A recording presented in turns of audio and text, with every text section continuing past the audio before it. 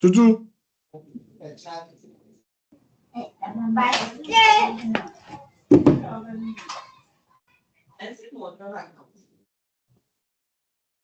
But it's wanted to draw monthly. Any of your bundle, I went to activate it.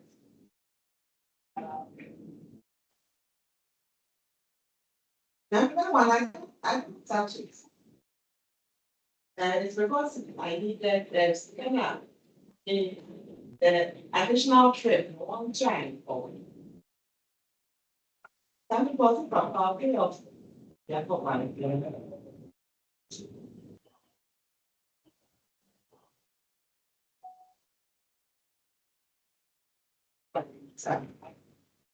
Oh, I can think it. No worries, right?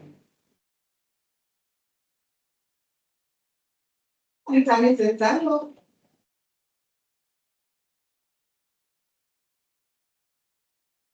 Hey, Annan, please, can you mute if you're not speaking?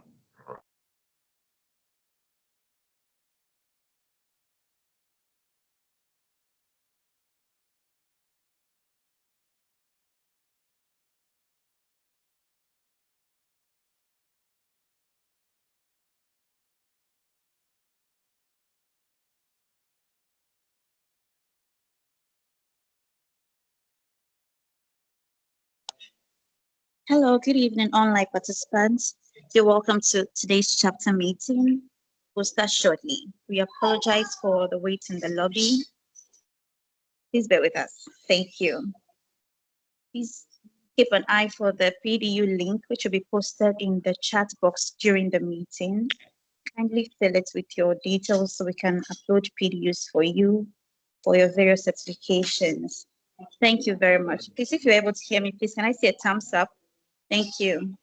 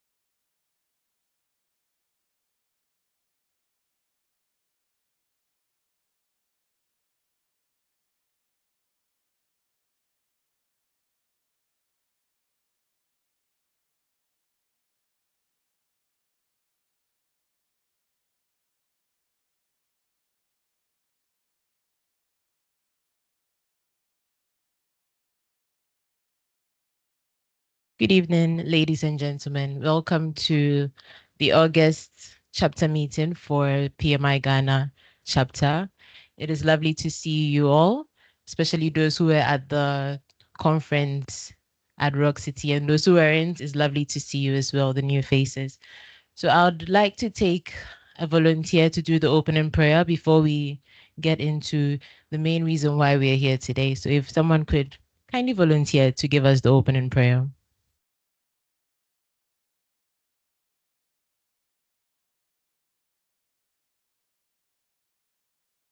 I will pray. Our Lord and everlasting Father, we thank you for a meeting like this where great minds are gathered to think about the growth and development of the human being and the nation as a whole. Father, as we are gathered, let your word prevail in us and direct us in whatever we do. We thank you for Project Management Institute for organizing this conference, and let your will be done. In Jesus' name we pray. Amen. Thank you very much for that wonderful opening prayer. So we apologize for the slight delay in starting, but we're going to get right into it. So I would love to introduce our speaker for today, who will be speaking on the topic of authentic leadership from his lessons as a journey, from his journey as a CEO.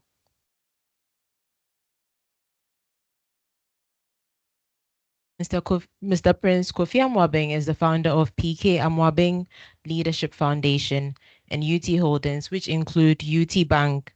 He's a retired military officer, captain, and an investment consultant. He graduated from the Premier Business School in Ghana, University of Ghana Business School, with a bachelor's admin in accounting. He's a fellow of the Chartered Institute of Management Accountants, CIMA UK, and a member of the Chartered Accountants CA Ghana. From 1992 to 2003, he lectured at the Ghana Stock Exchange. Prince Kofi AMOABENG has extensive experience in managing businesses through excellent customer relations, strategic and tactical business planning, as well as strategic partnerships. He has received numerous prestigious laurels, such as Lifetime Achievements for Innovation in Africa 2013, Johnny Walker Giant, a Global Walk with Giants campaign in 2012, and the National Honors for an Order of the Star of the Volta, Officers Division, presented by the then President of Ghana in 2008. He was also adjudged Ghana's most respected CEO in 2008, 2010, and 2012. Let's kindly give a warm welcome to our speaker for the day.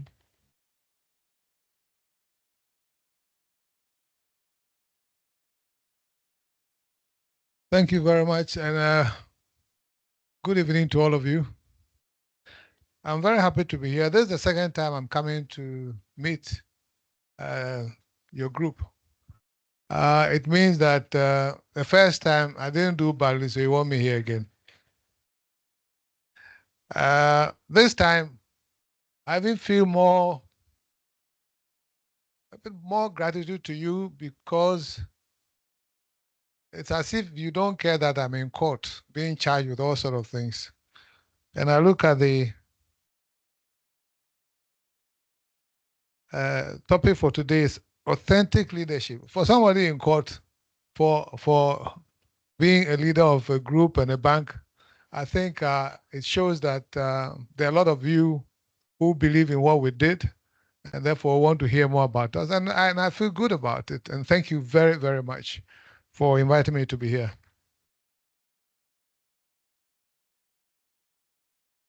Again, I see that it's quite an easy topic for me to handle, because it says, lesson from my journey as CEO. So I'll tell you about myself and my journey. So I don't have to even do any research. I tell you what happened. And I think there should be a session for Q&A. So, so that if you have things sitting on your mind, you can ask direct questions and thereby gain the most out of this meeting. Everyone can hear me clearly? Okay, thank you very much. Albert, can you project what I wanted you to do? No. Okay, so let's forget about it. I think, how many of you have read UT Story Volume 1? Nobody has read my book. Jesus Christ. I should have brought a lot of copies and forced each one of you to buy one. But really, my story effectively started from a decision to join the armed forces. because I'd finished university and I was staying with my cousins at Matayeko, and all I was doing was going to town, chasing a bit of women, even though that I wasn't too old, gambling in the evening, going to nightclubs and so forth. And I think the decision that I took, which changed my life forever, was I realized myself that I was indisciplined. And I'll be lying down, and then I asked myself, Kofi, is this the kind of life you're going to lead? So I will reflect on. I remember one time I went to class. I was teaching at Accra Academy, National Service. And I got there in the morning about 8 a.m. And my students look at me, my eyes red, and I couldn't even stand properly. Because I'd come back from the nightclub about 5 a.m. And they said, sir, we suggest you go home and sleep. And I said, thank you very much. And I left. So upon reflection, I said, I need to change the trajectory of my life. And then I happened to be looking at the graphic at the time one morning, and I saw an advert in the graphic. And it says recruitment into military academy, Ghana Military Academy. I was one person who was never going to think about joining the army because I was against a champion. We had done a looter upon a looter, and I hated soldiers. But I read, and I reflected, and I said, you've always been telling yourself you need discipline. If you can get discipline, I think the army is where you should go. So I got interested a bit, started asking questions about the military and so on and so forth.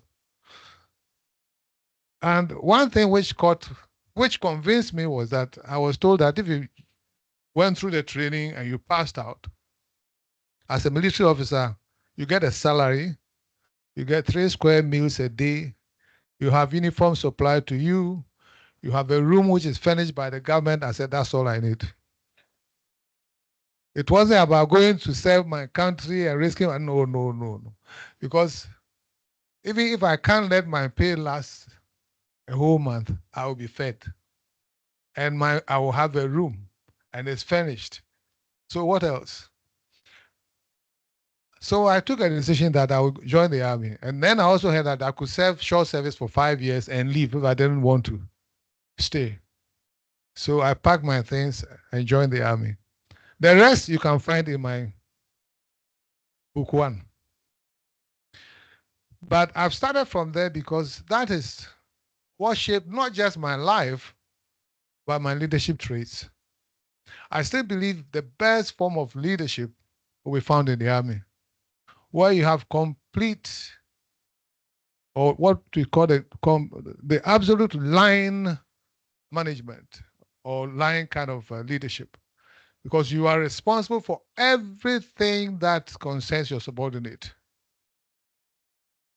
Their welfare, their feeding, their marriage life, and everything. And you also have to develop trust with your men, because it's crucial, because you're going to go to war with them, and they have to believe that you're going to war with them to kill and not be killed and to be brought back. And they have to stand up even when there's fire because you say so. And it is the kind of leadership that typically ensures that there's trust, absolute trust. I'll tell you a few stories there. I had a few encounters which awoken the leadership spirit in me. For example, when we joined the military and went to the military academy, I realized within a short time that when you are asked to undertake an assignment, it's better to do it well. And then all eyes will be off you, and they even ask you, once you do it well, they ask you, you can relax. And they pay attention on those who are not doing the exercise well. And for maybe 15 minutes, they are on them and shouting at them and letting them repeat. And meanwhile, you are relaxed because you did it well. So it means in your executions, you must make sure that you execute well and distinction in it. And when you do that, the instructors also love you because you do the right thing and you follow the instructions. Of course, discipline was at its highest. The military, yes be yes, and no be no. And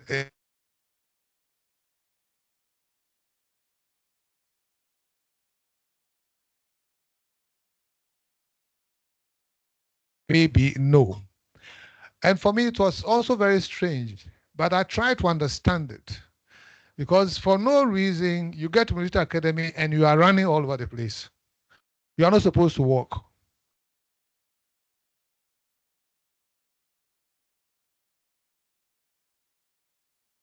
Like trying to give you endurance to keep you fit. And the funny part is that sometimes, because you don't eat enough and you work so hard, it takes you maybe about 3 days, a week before you visit the washroom. And by the time you get up from a room and run to the washroom, it's gone. So you have to come back. So all sort of things that you had to endure, and they made you see the other side of the world. Because it's not all rosy. Most people think it's very rosy, especially when you're born to some decent family and you take things for granted. So you go through all these things, the endurance, the discipline, and all that. And what they do is they strip off the civilian in you. They taking things for granted, and the entitlement syndrome that Ghanaians have, they take it away from you. And then over the weeks or months, they rebuild you into someone who is disciplined and a gentleman. And it's not that because I'm a military man that I'm saying this. I wasn't military. Nobody is born military. You go and learn and come out of it. So I went through this exercise, and not everyone goes through that exercise successfully. Now I want to give you this example. So my roommate was a bit elderly, trained teacher. So he was probably about 5 years older than me. And we had all finished university together. And so he was finding it a bit more difficult contain the military training and the harshness and things like that. And I was encouraging her to stay. And you walk into the dining room, if you're lucky, 2 minutes. You are supposed to eat what you can eat and leave. So I decided that, okay, fine. The most important item on the plate was the egg. So I'll go pour cold water into your cocoa or oats, and as you are eating, you steal your egg and put it in your pocket. And my roommate didn't know how to do this. So I told him that, listen, you need the egg. So, and I also had gari somewhere in the ceiling. So egg plus gari, I was okay for the day. So this guy went to the dining room and he was trying to steal his egg as it is. And one senior cadet hit him on the back of his hand and said, a whole army officer to be, and you are stealing an egg, your own egg. That broke his heart. And he said he is going home. He will not do good. And you can't just walk away too. So he was called Duce, and that day was his worst day. And I had to agree that I'll help him to run away. And so we packed his things, and I helped him. We pushed it to where we call Mango Grove, and he left. Now, this is the short version of it. Now, for my roommate leaving, oh God, I had hell. The whole school was on me because I must know where the roommate is. So you are always held accountable. The army holds you accountable to the point where I had to actually confide in the staff sergeant and said, can I talk to you? The man is gone. Before they left me off the hook. So with all this kind of training, this is just a brief about the training that I had. I came out actually missing the action at the military academy. When I was passing out as becoming an officer, I said, what do I do tomorrow? Because I was so used to the life in military academy. And I came out and I was actually going to serve the rest of my life in the military. No two ways about it.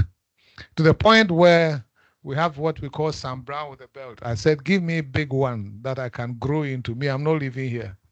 And I love the army. Everything, you know where you stand at any point in time. You know what is expected of you. You know the drills you have to go through. You know the actions you have to take.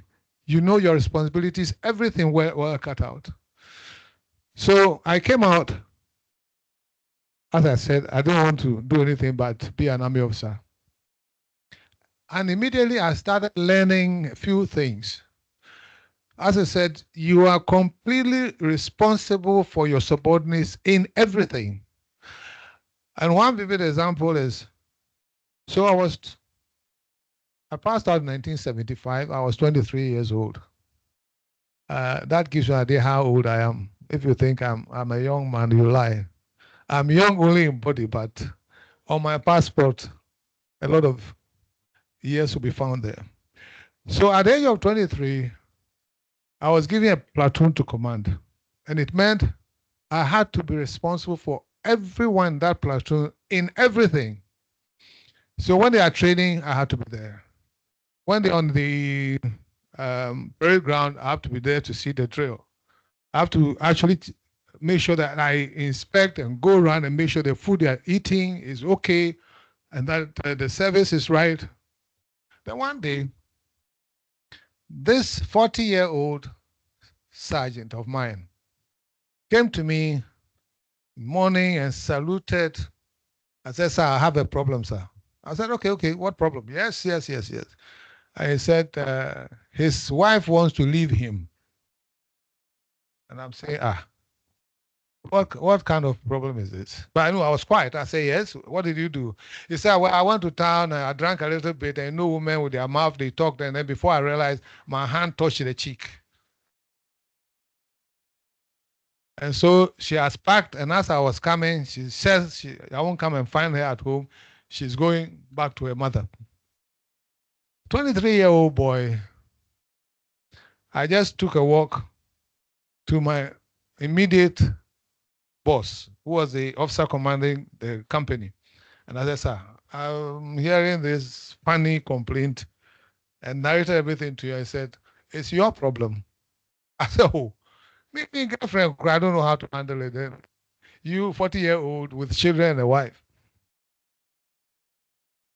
And I said, so what do I do? He said, you have to solve it. I said, so solve from how? He said, so I'll give you a clue. Go and visit the wife. I said, then I'll go and say what? The wife is almost like our mother. He said, well, you go and visit and see what you can do. You're an officer and you collect your salary and you don't give it to me, so go and do your work. So I came and told the sergeant that, Sergeant, I'll be coming to visit your wife. Immediately, he was happy and jumped up and said, sir, thank you, sir. I haven't even solved it. I still don't have a clue what you're talking about. So as soon as we closed, I took a walk to the barracks where he lived. Those days, soldier was soldier. The kids in the barracks, when they see an officer, they all stand up and salute, yes, sir, yes, sir. So I found a place. I got there, to cut a long story short. As soon as I got there and the woman opened the door, she went on her knees and said, sir, I'm sorry for making you come this way. I'm not going anywhere. Issue solved. But it teaches you some lessons out of this because you have to reflect on all these things. By solving their problem in their home, you win their heart and their souls. And therefore, it was your responsibility to do that. So this and many more things happened to me in the armed forces, and I took lessons out of them. So my leadership style, as I came out of the armed forces, involved all these nuggets that I picked from the armed forces and a whole lot more, dealing with senior officers and all that. Now, my military career was cut short because of the rolling school #1 and #2. So I left the army in 1982. The second one was in 1981, and I left soon after that. Now, I had no plan B. I just left. And then I was staying in Nungwa, and my next door neighbor was a businessman. So when I wake up in the morning, I just follow him. He said, oh, let's go. I follow him and we're doing business. One thing I realized very early on was that Ghanaian businessmen were not straightforward at all. I was a raw soldier. I tell you, this is what it is. They didn't like that. So if they were going for a meeting, they say, Captain, you are not part of it. You wait. Sometimes when I go with them, I'm not supposed to talk because I'll give the whole plan away. Typical example, as those days, there wasn't a lot of business, but let's say someone has fridges to sell. And we go to the person and say, well, can we get some of the fridges to go and also sell to some people? And he gives us the prices.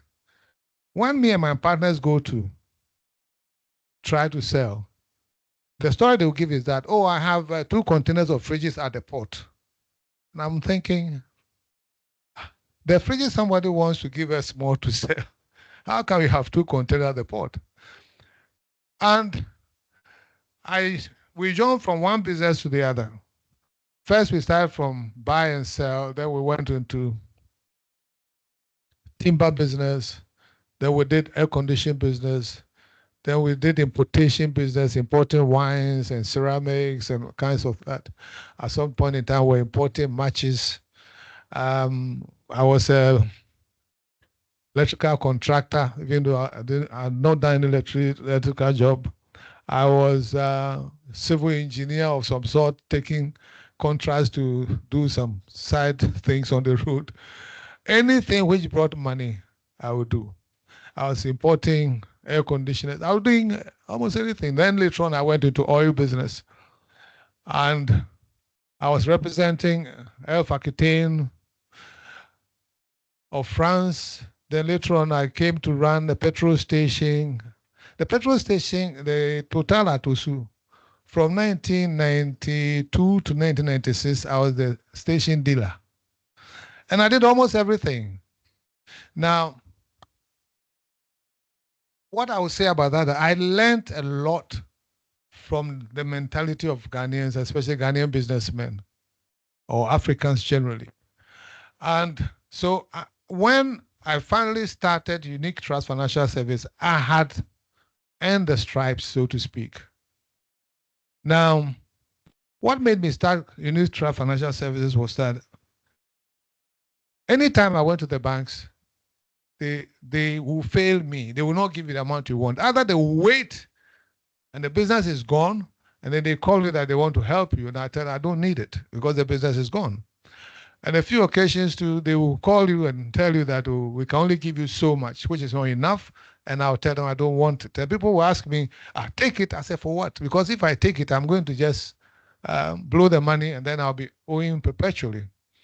But this one instance, I went to the bank. My bankers have been banking with them for some time, and I needed the equivalent of $20,000 to import container of air conditioners, which had been pre-sold. So all I had to do was when it comes, I just deliver. And simple project paper, I give it to them. And they said, oh, Kofi, no problem, we'll do it for you. It took about 2 months plus. I almost was losing the contract. And then finally they said, oh, I should come, that they have approved my request. I went, and for the $20,000 was about 20 million cedis at the time. And for the 20 million cedis, they had approved 3 million cedis. And the soldier in me came, I just flipped. And I told them exactly what was I felt about them, insulted from the MD and everybody, closed my account the same day after jumping the counter and doing all sorts of things. Then I went home. And I knew I'd lost the business, but it hit me and I said, why are you fiffing and faffing about lending and trying to get money? You are a product of School of Administration. I had the BSc admin, accounting major, second class upper. I'm a chartered accountant, SEMA. I'm a military officer. I've done business for 15 years, and you are still looking for 20,000, you can't get it. Then it hit me that if I cannot raise that money from the bank, then who are getting money from the bank? So then I myself said, listen, set up a company to lend, because there must be a huge market. So you can lend to the SMEs and the informal sector, all the people that the banks are not touching. And that was the beginning of Unique Trust Financial Services. Now, when I started, I need to say, but when I started, I was very positive I was going to get a lot of money to run it. But I had friends, I played golf with some people, some of them Nigerian friends who were even millionaires, and they said, oh, Kofi, you just get a license. It's a good job. We'll give you money. And other promises from all sorts of places. And after a while, Bank of Ghana tossed me up and down. They gave me a license. And that day I went for dinner, and I think I blew a bottle of champagne that, yeah, we've done it. We're going to start lending in a big style. The weeks that followed, I went from friend to friend to friend to friend to friend. Nobody gave me money. Stories come again, and my monies are not ready, and as for you, wait, and all those things. And weeks turned to months, and I said I had to start anyway. But I can't waste the license. And I was broke too.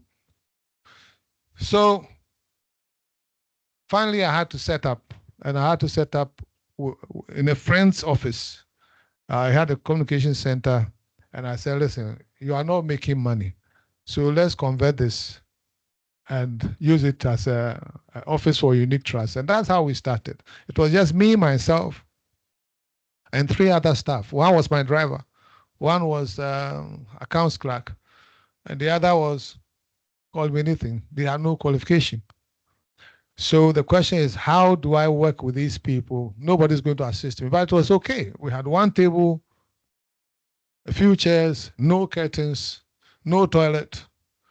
If you don't take care and you don't eat well, you have to run to some far-off place before you can ease yourself. And that's how we started Unique Trust Financial Service.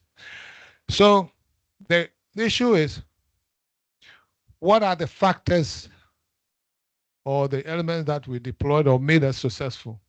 The first thing that I realized, or I did, was actually, I lived like a military officer, so it was easy. It came to me like that.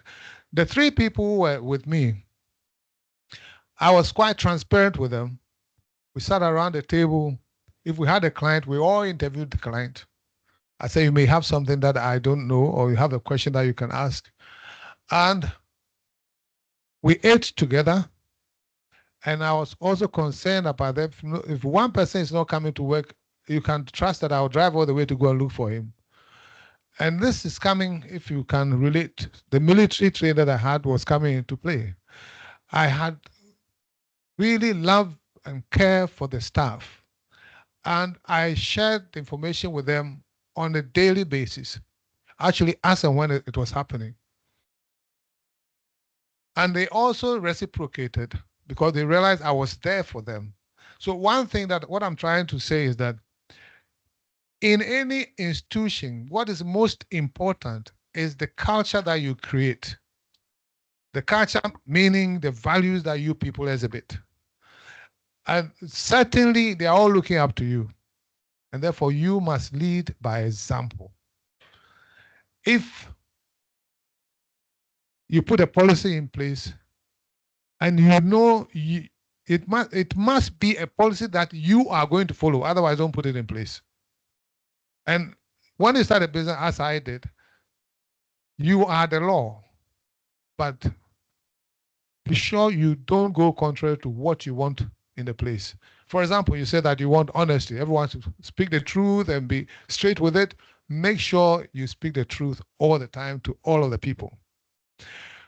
At some point in time, when we had grown in numbers, something happened, and I heard from the grapevine that some staff were sleeping with one lady. And I said that, but why is that causing a problem? Apparently, some junior staff was sleeping with the lady, and some senior staff felt, oh, if this nice lady, these small boys can sleep with her, then we senior people, then we will sleep with her. So the lady rejected the senior officers, and the senior officers took it to victimize the junior officer who was having advantage or whatever. So of course they develop cliques in a company, this group against that group. And when I got the first, I was so mad, I sacked the woman. I said, get out of this place because you want to spoil my company. Now, my HR at the time said, Chief, you believe in systems? I said, yes. He said, but there's no system here that you can't sleep with anybody. I said, but this one will collapse the company. I won't agree. And long story short, I had to recall the lady and put a policy in place, which we call the amorous policy, which means you don't sleep with your staff member. And it's because also I was trying to create a family outfit. UT, when we started and up to whenever, we were like a family. And I insisted on it, that we're like a family. And I said, family members don't sleep together. If you sleep together, it's incest. Now, the interesting thing about it, that I didn't know UT was even going to grow to become what it was. So here we were, at some point in time, we had over 1,000 women employees, and they were beautiful. And as my policy requires, I never slept with even one of them, but it pained me anyway.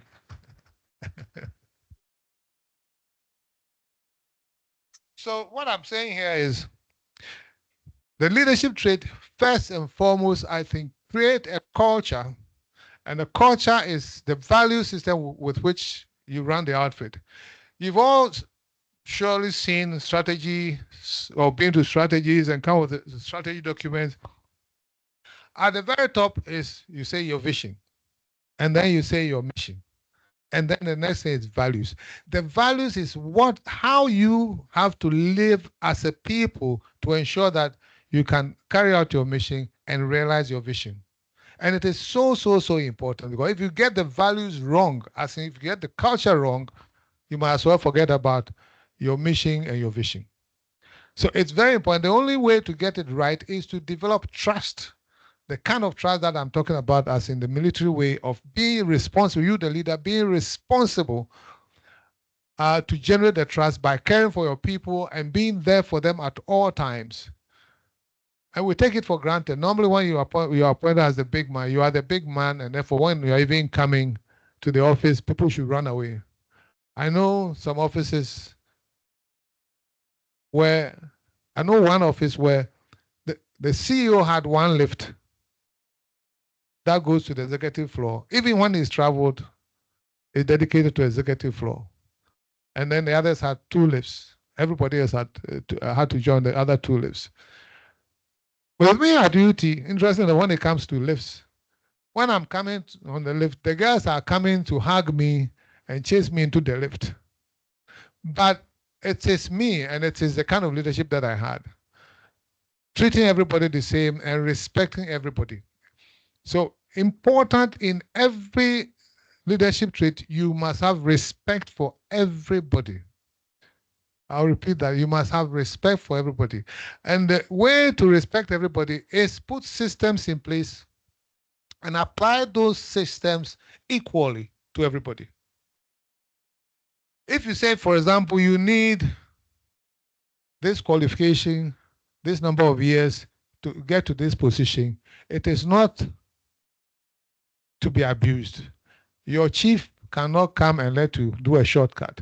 Your mother cannot come and let you do a shortcut. Everybody knows that, yes, this person who is getting this position is because, yes, the person qualifies and is the best person to do it. And you must apply the systems. Incidentally, one thing that we don't do in Africa, in Ghana in particular, is we don't go by system. We have the laws. We don't even need new laws. But the application of the laws, there's too much interference. And therefore, people decide to do their own thing. Some are above the law, some are also stealing because they are not favored, and so on and so forth. If we apply our laws across board without favor, but we can't do it. I mean, even America is not doing it, but at least it is not as useless as our situation. We don't care about laws at all. And I know because digress a little bit, let me tell you this. The reason why we are not developing is because we have too much interference in the system. And if interference is coming normally from you, the leader, because your own sentiments, you let family and other things control your emotions. Sometimes there's justification, but it is still wrong. Because sometimes we're educated by family members and therefore we can't say no to them. But that is still wrong. And if you can't eschew that from your system, it will affect the company. So not just you lead by example, but make sure that you have systems and processes which is well explained and everybody knows about it, and apply it to its utmost as much as possible. Do not deviate, because if you deviate, people are going to say that they can also do their own thing. Then, not only do you have to respect them, not only do you have the systems, you must actually show love and concern for your staff at all times. With me personally, I had an open door policy, which was literally my door was open and anybody and everybody could walk through. You come in and there's someone, you wait. My secretary tells you to wait. And as the person gets out, he tells the next person to get in. No discrimination. Of course, the staff could walk in with the work, but all visitors are seen and there's no discrimination. Then I had my phone number, which I still use, in every branch of UT office. And it says, if you are dissatisfied, call the CEO on this number. Why? Because we are here to serve. And if you say, I'm in a meeting and I have to go for this, it means the people you want to serve can't even get to you. So I don't see why you are in that office. You must make yourself available to serve. So anybody with any problem came to me, then I will delegate it and then follow up later on somehow. But I see a lot of people in Ghana. He's a big man. How do you even see him? If he's a minister of state, you can go 4 months, you will not see them. But as UT, I saw everyone and I had my number there. The interesting thing about the number is I still don't see any serious CEOs putting their number there. They think it's on African. But you want to know what's happened to your clients. You want to know what's happened to your staff. And in my case, what I realized was that they won't even call because they don't believe that is your number. The few times that they call, they are surprised that I pick it up. And one guy would say, some guy called me and I picked the phone. No, I actually returned the call and I said, you called? I said, yes, but who are you? And I said, of course you called me, I'm Kofi AMOABENG. We are tough, pa. And I said, so do you have a problem? They said, yeah. And you have to break, you see. That's why I emphasize on culture, because we are coming from our homes and everything with wrong cultures. And you have to change the culture in your institution if you want to succeed. Don't let them come in with their own cultures where you don't talk to a senior person and you don't do this and you don't do, as we were brought up. Don't let them bring it. You have to break those barriers and you have to do it by showing the example. Then I also had to, up to the time that we were about 200 in number, we had some in Takwa, we had the UT office in Sunyani. I drove myself to all these sites and had one-on-one with every staff member at least once a year when they come back from leave. And when I come, I pick your file from the HR and I take a few notes, whether you are married, you have kids, your educational background, what if you are doing any courses and all those things. And I sit down with you and people are touched when you ask them or you talk to them and mention the wife's name and say, how is your first son Kwabena doing? And he thinks the CEO knows my wife's name and knows about Kwabena. And they open up and tell you all sort of things about their life. And of course, when I come back to Accra, I call HR and I solve the problem. That some of them, I will ask HR, move this guy. He can do a better job than where he is. Move this one because he's too far away from her home or her job is too far away from her home. He's spending all the money on transport. And I did that. So when it comes to the staff delivering, they know you care. They know this is their company. They know, and they will die for it. And that is how you have to infect your staff for them to actually believe. You have to sacrifice and love them. I think me by nature, I love people. When I see people laughing and dancing, I join them and dance, even on TV. But I want people to feel good. And I think we're all here to serve this world through people, through the environment. So let's do it with passion. Let's do it as much as we can. You can make mistakes, and so what? It's better than being stiff and being afraid of doing that. And a whole lot of things that I did, which sounded a bit crazy. Say, for example, Saturday, and this I wouldn't do again. We go for Keep Fit on Saturdays, and then I invite those who came to come to my house. And they come to my house, and there's K and Banco and Guinness and Lomo Bitters and whatever. We are playing music and we are all dancing. I'm dancing with them. And there's a swimming pool in my house, and then they jump in the swimming pool. Those who want to swim, swim. Those who want to go to my gym, go to my gym. That was extreme. I won't do it again. Because they tend to think there's nothing really, no aura about you. But I'm telling you what I did. I only caution you that know how far you go with them, because the Ghanaian, as soon as you expose yourself like that, also becomes something else. But these personal interventions ensure that people give off their best to the company. I remember maybe early in the days, there was this nice lady who came in and said, "Oh, sir, I hear you are employing people here."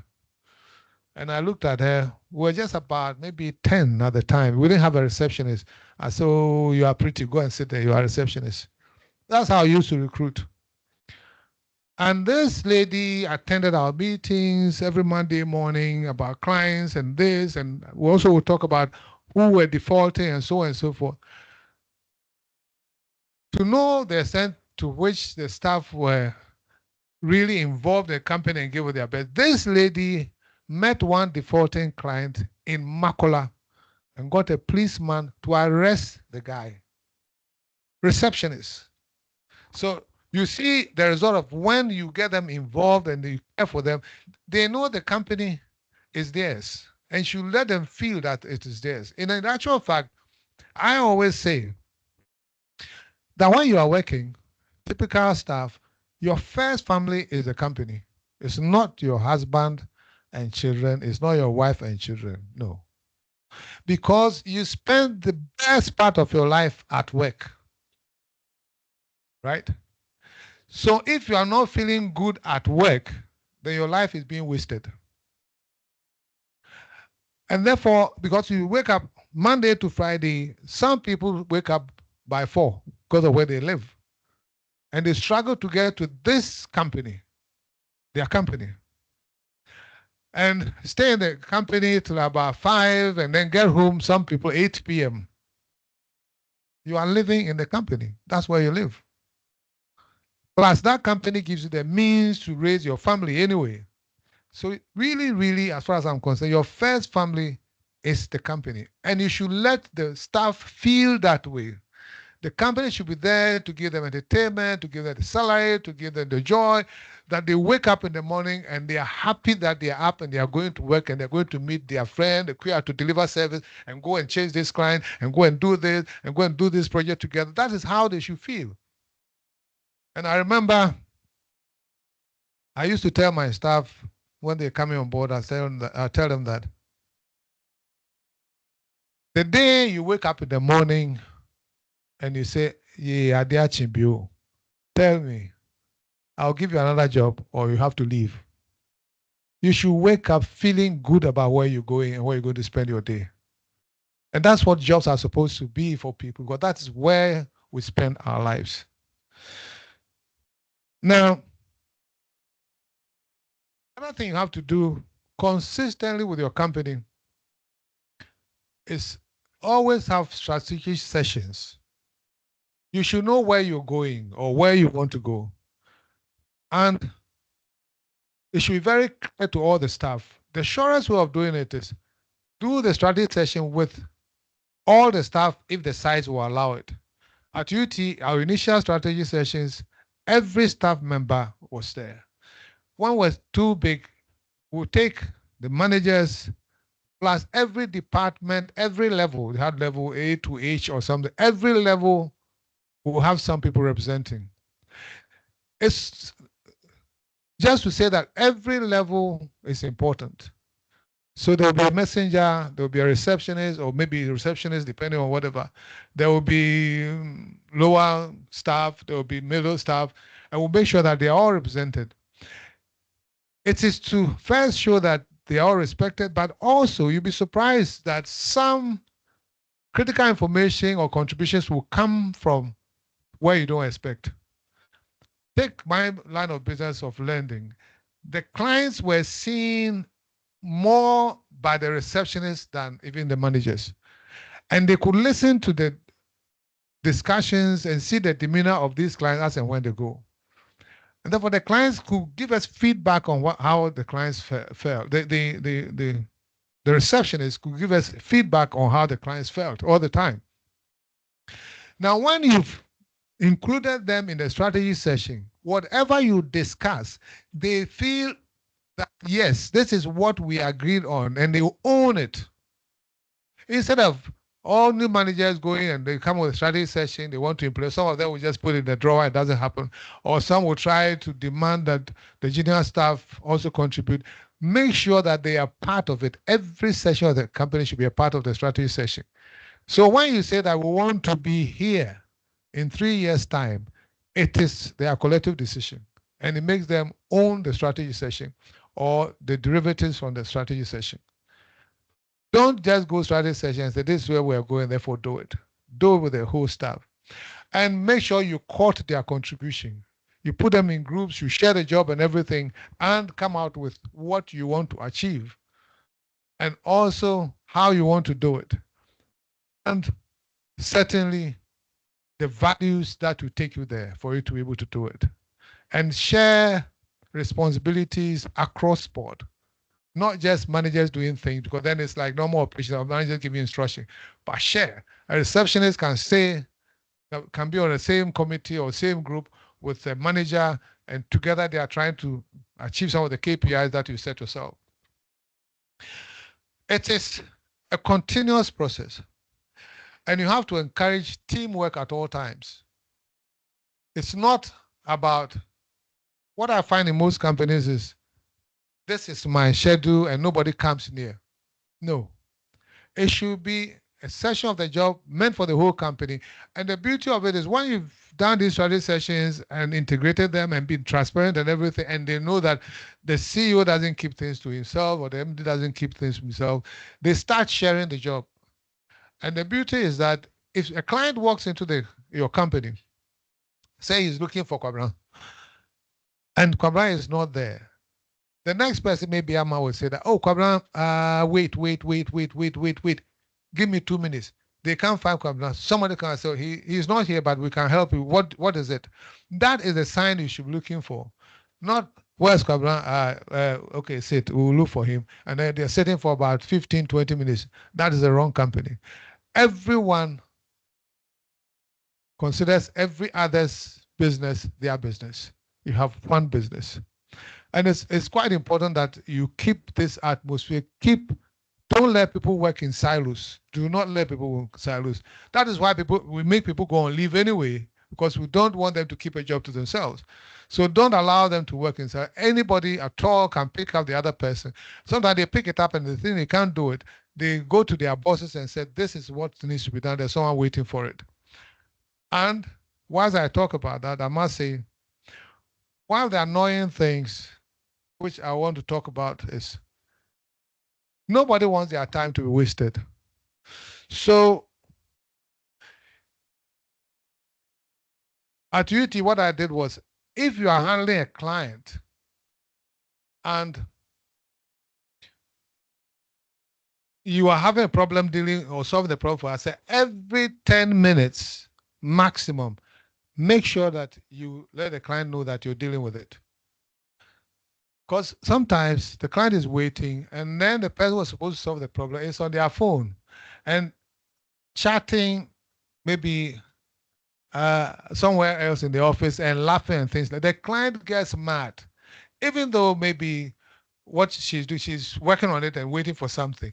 So every 10 minutes, you go to the client and say, Massa or Madam, Iguso. That alone can let the client stay for 1 hour and not complain. But we tend not to respect people, and therefore we don't respect their time. I will call for 2 minutes break whilst I use the washroom, and then we'll continue. Thank you.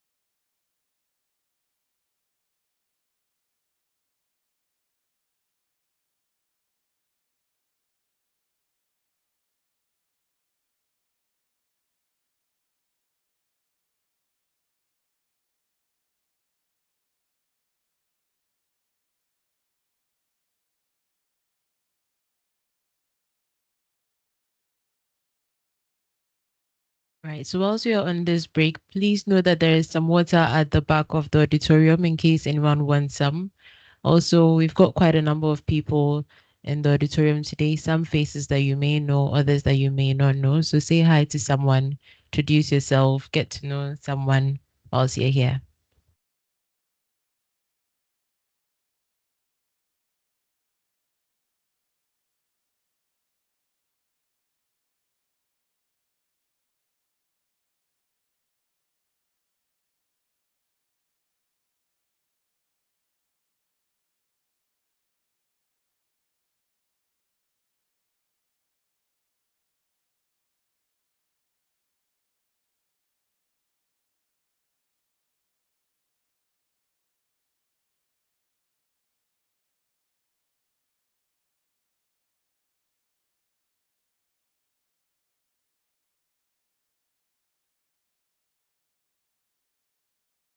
Okay, I'm back.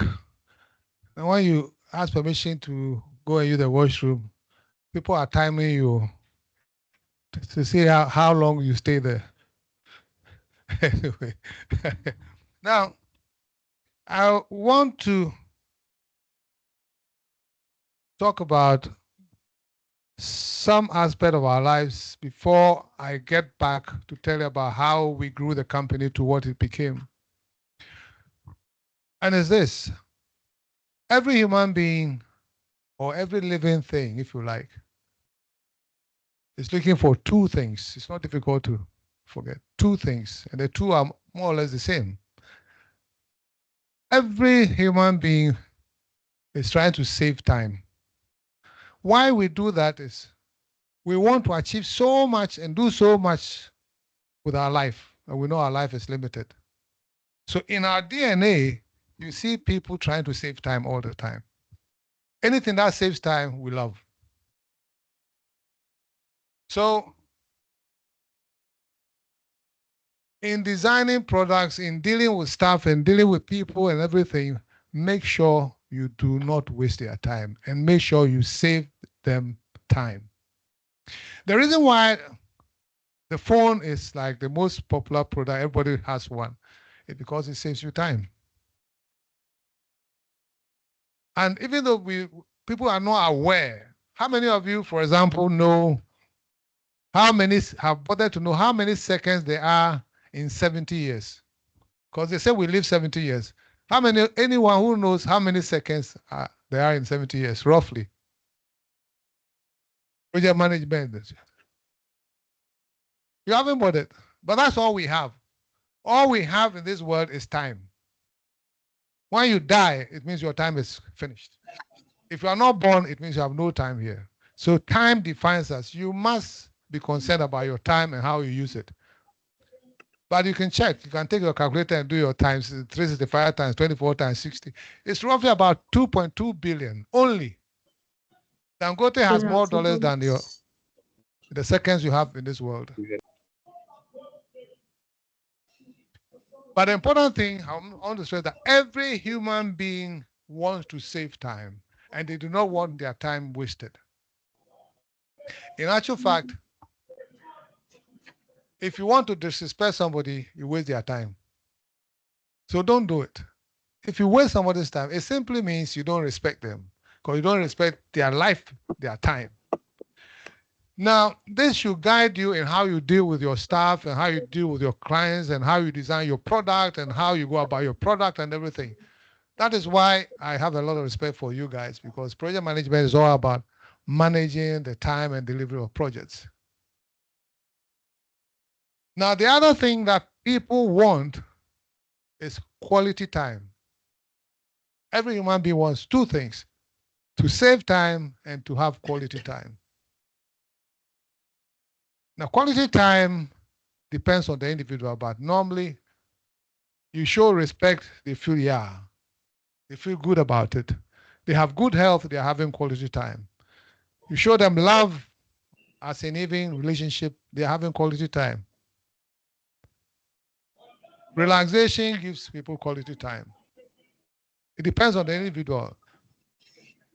So at any point in time, we're looking for these two things: saving time and having quality time. Don't stretch your imagination. It's just that. And the phone, again, gives you time saving. Instead of going to give a message, you pick your phone, you've done it. And it also gives you quality time. When you are bored, you pick it up, you watch some pornography. You watch it, please. Don't pretend. Or you watch some anything at all. You can get good information, you can get whatever you want. So it saves you your time, gives you quality time. That is why the phone is indispensable. Now, if you know UT and what we did, what really differentiated was a loan in 48 hours. When we're able to cut down the process of giving a loan, and we did loans for within 48 hours for about 80–90% of our clients, and we advertised it. People came to us because even though we're more expensive, they wanted to save time, so they will pay for it. And that is how the world is. So in providing your services, products, or services, think about saving time and think about giving quality time. Quality time is why they put TVs and magazines in offices, so that whilst you're working with them, they have something to do and it gives them quality time. Can anybody think of something that human beings want? Finished. And you have to be quite clear about it. So fiffing and faffing and going about things and talking about processes, they are not interested. You must fashion out how you will save them time and give them quality time if you want to get a business going. Now, let me go back. You can ask me questions about that if you want to when I'm done. So when we started Unique Trust, and we were doing well, but we're only in one locality, as in Kantamanto. And I was watching some of the clients coming, and they came from Tema because they wanted money to go and clear their goods and so on and so forth. So I was sitting in my office, and I was seeing them come after we approve. We go and cash the money for them. They put in this Ghana Must Go bag, and then they take a taxi. And I said, where are they going? They go to Tema. And I was thinking, we are not serving the clients well. One, we are risking their lives, so we're not giving them quality time. And two, it's time wasting for them to come all the way from Tema to Kantamanto. So I called my deputy and I said, let's go and put an office in Tema. He said, oh, sir, I'll look into that, but I've heard that Bank of Ghana will not allow. I said, okay, that's a different ball game. I checked and I said, go to Tema and open an office. And I went there, we've had an office, and we opened an office, and we moved the files of these importers and everything to Tema. And I did that because I wanted to save them time, and I wanted to also let them feel more secured, as in give them quality time. So we went there, and what happened, the fallout was that Bank of Ghana came for audit, and then they said, these clients, their files are not here, and how come the files are not here, want to see what's happening. I said, well, the files are in Tema. And immediately they said, who asked you to open a branch in Tema? I said, no, it's not a branch. And they said, it's what? I said, it's a liaison office. So then I get on transport to go to Tema, and they finished the audit and wrote their report and said, we visited their Tema branch and Tema branch and Tema branch. So I had a meeting with my manager and said, did you see the report? We should go to Kumasi immediately before they start making noise. So we opened a branch in Kumasi, and before they realized, we opened a branch in Takoradi. That was the first non-bank financial institution that had branched out of its main office. Before that, every financial institution sat in only one location. So UT broke the chain. We had office in Tema, Kumasi, and Takoradi. I had a problem with it later on with Bank of Ghana, but I did that against the sentiments of the regulator, because that is how we'll be more relevant to the people, saving them time and making them feel good about themselves. Now, moving on to the 48 hours loan, it wasn't easy. We had to look at the whole loan process from when a client comes to your office to when they get the money. And I said, let's break it down. And I sat in my bedroom, I remember, and I was going through, I said, okay, if a client, I even see a client's request, the client has probably been tossed around for about a month or so, write a report and all those things. So I said, okay, fine. If a client wants facility, since I'm the final authority, the client should see me first. So you walk into my office, I ask you about what you want. Do you have the collateral? Do you have the business to back it, and so on and so forth? If you don't, I tell you, please, keep your time. The next time you have A, B, C, you can come back. Anything else, you waste your time. And if I think you have what it takes, then I forwarded you to one of the project officers to go to your place and go and have a look. Now, the fact that I saw them early cut off sometimes 1 week, because otherwise they will be loitering in the place before I see them. Then we also made the project officers go onto the site. Normally, banks will ask for 3 years financials and things like that. I said, no. They know how to print financials. If you want AWAM financials, there are some accountants, chartered accountants in Osu. They can give you 5 years accounts. If you follow it, they are misleading you. So I'll ask my project officers to go, and I taught them what to pick. Stock levels, maybe payment slips, bank pays, and so on and so forth, and give a statement of affairs. And that was good enough for us. And they had to do it within 24 hours. So when we did that, we realized we could serve most people within 48 hours. Now, the reason why we're doing that was, one, wanted to save the business. I had been in business before, as I recounted. If you don't make the loan readily available for them, they lose the business. Typical SME, somebody says, I've got cement here, and I'll give it to you at this price. If you don't have the money, they give it to the next person. So the client sitting in front of you hasn't got the luxury of time. You have to do the loan fast enough. That's number one. Number two, if you don't do it fast enough for them to take advantage of the opportunity, and you are late, that opportunity is gone, but they will take the money. And the money is going for a project that you have not actually evaluated. So it's bound to fail. So it's in your own interest to also make sure they get the loan early enough and to deploy the money for the purpose for which it's meant for. So again, it's about us trying to give people back their lives, as in saving them time. And you must save people time, because that's all we have.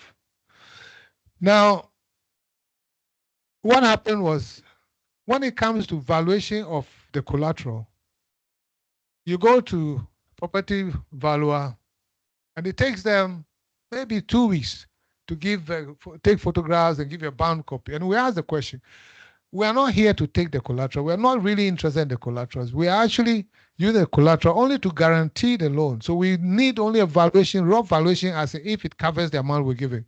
So we employed a valuer. I said, give me a valuer. So we employed a professional valuer who goes to the site, and all he does is he does his professional thing, estimates the value of property, gives me a call and said, Chief, the property is worth $200,000 plus or minus 10%. And it is a professional valuation. So we didn't have to go for expert valuation, bound copies, and all those things. Now, what that did was, before we realized we had a valuer in UT Financial Services, we had a properties management person who was looking after the properties that we were controlling. And we had people who were also mandated to sell if the client says we should sell. So we had a properties outfit inside UT Financial Services. The same thing happened with logistics. UT Logistics, because people will run away with our money when we give them the money to go and clear their goods, we employed clearing agents. We employed warehouse people who look after the goods in the warehouse.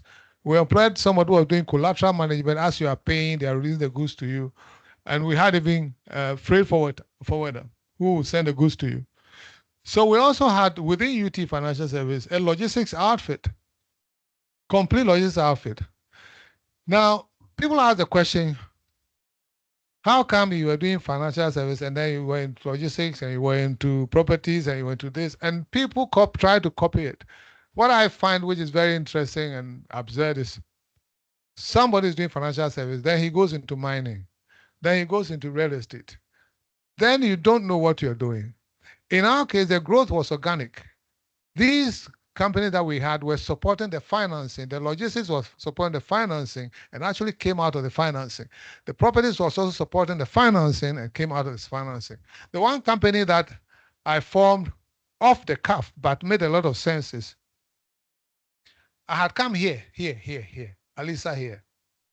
I was coming to chair a function and I got here and there was parking. So I drove in and I drive myself. So I parked. Then one security guy came and started shouting. I was quiet. I said, today is going to be a bad day. So when he got closer, I said, Chief, the function there, I'm the chairman. You should have said it. Okay, back there. That time he told me all sort of nonsense. I didn't mind him. That same day, after this function, the function here, I drove to UT Bank. And as I was parking, our security at the time were actually giving a client same treatment. Why they're parking there, you should get back and things like that. So I went to the office and said, this is not quality time for people. And I've experienced it. So I called a friend of mine who was a retired brigadier general. I said, Bob, come and see me. He came and said, go and get a license for private securities. He said, well, I said, I want to form one. And I gave him money and supported him, and then he formed one. And we took them to Achiase for them to be trained properly like paramilitary people. And they came and provided services, exceptional services for UT people. Where if you come and there's rain, they will come to meet you with umbrella. We started that. And then if you come and you're illiterate, they'll help you to fill the form before you see the cartel and all those things. And people said they wanted our type of security services. And therefore, I opened it up and said they should train more people and serve other companies and things like that. So the growth was all from trying to grow the core business of financial services. Out of that, we got UT Properties, UT Logistics, UT Private Securities, and also we had the UT Life. Then maybe a bit of hubris setting. We felt yeah, maybe we should try this in Nigeria because the conditions and everything in Nigeria is the same as Ghana and it's a bigger economy and so on and so forth.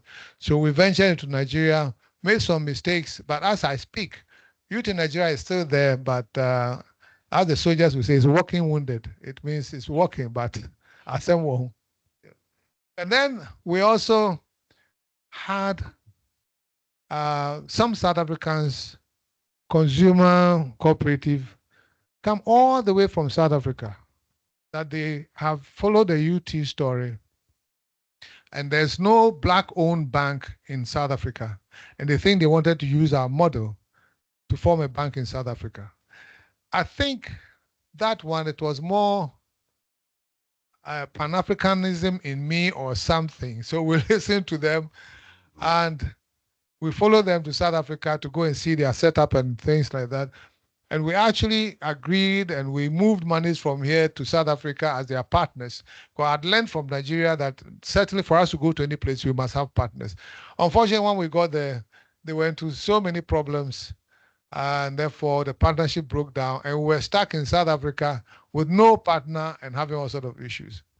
But it was a good story. That is why, for me, if you ask me, for what we created as a Ghanaian indigenous company, take Kofi AMOABENG out. I think we show the way that it can be done because with a capital of at most $20,000, one UT financial service alone was going on the stock exchange, initial public offer. The company that we started with $20,000 had a market cap of $90 million. And that is, and we sold 30% of that, which gave us $27 million, because those days $1 and 1 cedi were the same, about 208. And that's what we sold 30%, which gave us $27 million. Yes. And we used that to acquire an existing bank, a foreign-owned bank, and rebranded it to UT Bank. And also had UT Properties, UT Logistics, UT Live, UT that. And with a staff of 3, in 2012, we have a staff, direct staff of over 2,500.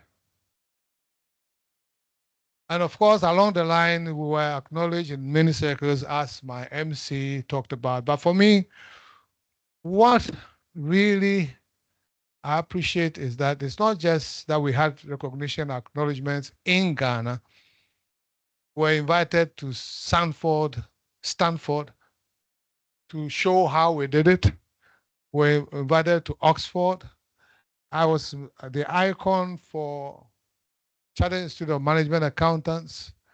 You know about Johnny Walker, which is a foreign company leveraging their brand against Ghanaian brand and made yours truly, Johnny Walker, a giant. And we were also, I was nominated as one of the 50 most important, influential Africans. And someone wrote a book, 16 best entrepreneurs in Africa or something like that, the greatest entrepreneurs in Africa. And on and on and on. The point is, why, if you are bound to default or falter along the line in anything that you're doing. And when I realized that UT, things were not going well and we're having too many non-performing loans and stuff, I offered, even against the wish of my board members, that I will step down and let a new person come with new set of eyes and new pairs of hands to come and steer the affairs. And I actually left as CEO of the bank 20 months before it was closed down.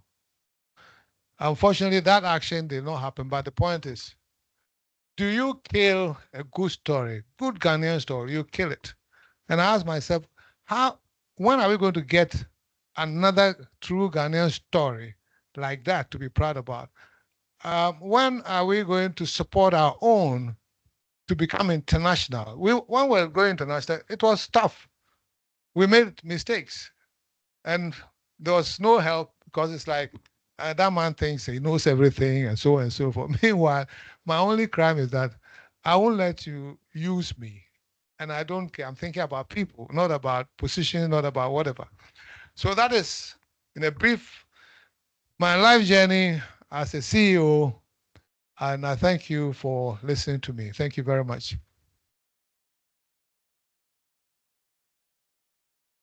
Any questions? The MC, can I ask any questions or you want to come and do it?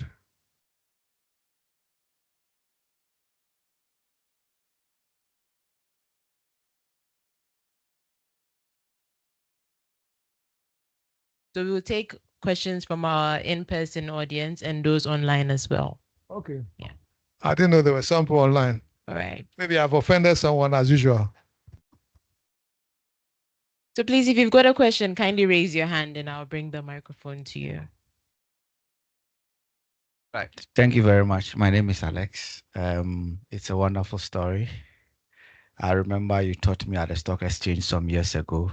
And then what I saw unique about you was you made the story very personal. And I recall at the stock exchange, you gave me your card. I think I have it somewhere. I said, oh, who is this man? Come to teach me and give me his card so that I can get access to him. Because when I lecture, I don't even like giving my students my number because they'll come and disturb me. That's just by the way. Anyway, thanks for the presentation. My question is, you made mention of transparency at the very beginning when in the storyline, when you mentioned that you were about 3 when you started, and then you were together, even talking to clients together. It hit me hard. I said, wow, this is a risk. So what were some of the risks you encountered by being that transparent with when you started? Thank you very much. Well, there wasn't much to risk, actually. We had, as I said, we had one table, a few chairs, no curtains. So there wasn't much to risk. Actually, the risk was that because there wasn't much, when I had the license and I couldn't get an office, and I talked to my partner, I wanted to use his office. I said, and he said, okay, so what about ownership? I said, that's a BBN, 50-50. And he came back to bite me big time because I ran the whole show. I had the lines around the whole show, but later on we had issues, which I don't think we should delve in now.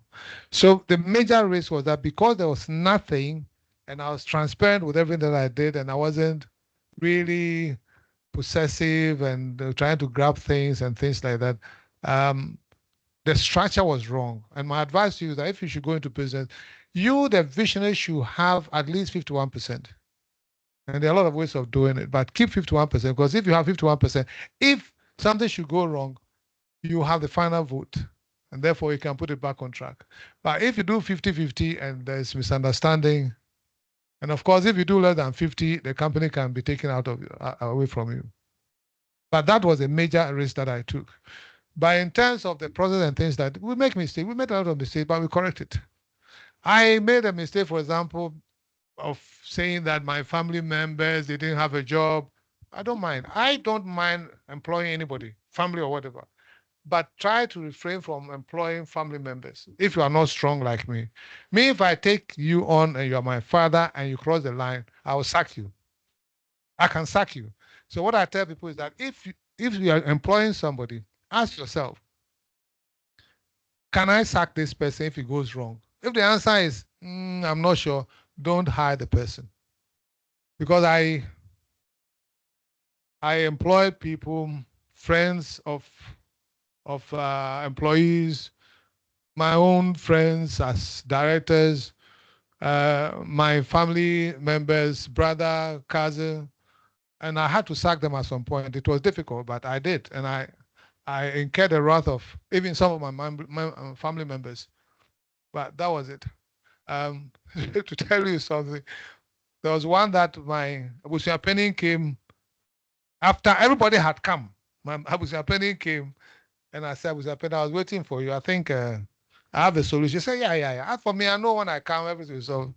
And I said, hey, Kofi, I said, Abusiano, take me out of it.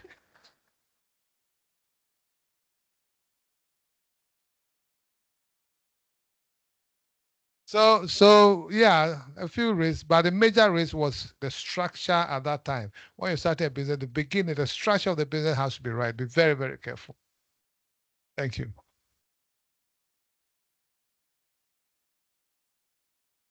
Chief, I think I told you the last time, and I'm telling you again that I admire your strength, because in this journey, if you are knocked down, it's very difficult to come up. But then you have come up and you've been talking to people. Yeah, yeah, yeah. My question is, you spoke about your values and how you got close to people and how you manage your staff. It's very easy to do it when you have a very small staff. What were the challenges that you were confronted with when you had the big start, let's say the 2,000, the 3,000? Yeah. What were the challenges? Thank you. Thank you. The challenge was huge. As a result, UT Bank went down. Yeah, a lot of factors led to the bank going down, but the biggest obvious one was that when we went into the bank, or we acquired the bank, the original UT staff were not bankers, right? So we acquired a bank and we had to merge the two. And it's okay to keep your culture if you get the company growing organically, as in 5 people are employed today, 2 are employed here. Because when they come in, the numbers, they will infect them and let them also acquire the culture. But when you have 200 and something, another 200 and something, like from the bank, and they were really not the kind of people we had to merge with, because they had been abused by the Malaysians and they had the negative and opposite culture to ours. For example, the Malaysian, I've told you a bit about the culture in UT, right? The Malaysian MD will go to his washroom and he hasn't got extractors there. And he finishes and he called the receptionist. Linda, go and spray. I mean, that would never happen in UT. That you go and do your thing and then you call reception and go and spray. And they didn't respect them, and so on and so forth. So the best of them had left. So when we came, there were a lot of disparity. They were unionized. We were not. We UT were not. We had never even thought about unionizing because we were transparent. We knew everything. Then they had the lousy culture, and we had a good culture. And I actually convinced my guys that, listen, because of disparity, let's hold your salaries for now and let's increase their salaries a bit because the company can't take it. And they agreed. My staff agreed. Now, we knew that the culture was going to be a problem, so we set up brand ambassadors. I actually was using a driver from that side, and my secretary was from the other side, so that they will get to understand me and where I'm coming from and all those things. It wasn't just a problem of trying to level the field between 2 different cultures. Because we're not bankers and the bankers or proper bankers in the Malaysian bank had left, we had to also recruit or poach top bankers from almost anywhere. So we had head of banking operations, corporate banking, head of treasury, head of compliance, name it, all coming from different banks, right? And each of them came to occupy head of department. And each of them came with their own culture. For example, one was from UB. When he walked in the office first time, he was going to kneel down. They said, what? Who, PK? Why should you kneel down? And I called my office and said, don't bring the Alata thing here. Here, the CEO, you see him, is PK, and we keep going and we keep working. So when I went for Exco, which is the highest body in the bank, it was me and so-called foreigners, head of banking operations, head of corporate, head of this. Now, it did so many things. My own staff felt I was abandoning them and I was with the foreigners. but I'm CEO. I have to be with ESCO, so we take decisions on a weekly basis. We have to meet. And I can't meet with you guys. And the work had also grown. Meanwhile, those who came in from outside, some of them were even raw thieves. They were stealing. I think their time, it was catching up with them, and then they ran away to UT Bank or something like that. So it became very nasty to the point where the old UT staff, some of them said, we have done the work, you guys have come and you are stealing, so we too will steal. It got as bad as that. And one day I realized that I knew the bank Asamaba. When I set up a control team to go to Takrady and go around the regions because there were too many defaults, and there was one guy that I trusted, my John, and he was area manager for Takrady, and he had signed on a document which said the collateral was story building. When the control team went, it was swampy area. And I said, if John would do this, then I'm dead. So the culture bit, you're right. When you are smaller, you can handle the battle. When you're growing and you pass a number, and there's a book which is called Sapiens, Sapiens by Yuval Harari, some anthropologist. Anyone read it? Sapiens as in Homo sapiens. Hey, they say we don't read over.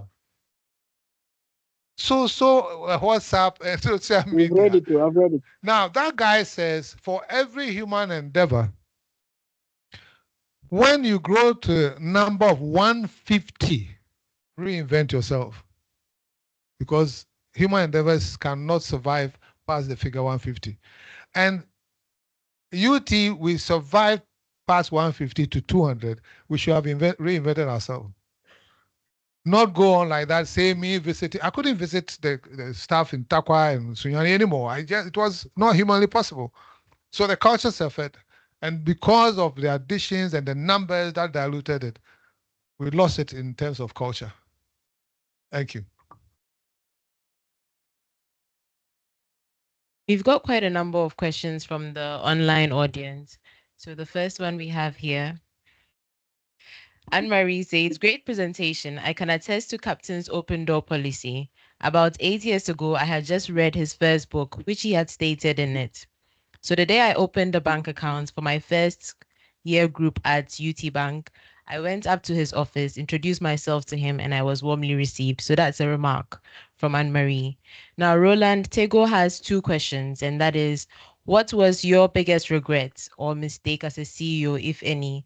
And the second is, what key lessons did you learn from the expansion to South Africa and Nigeria?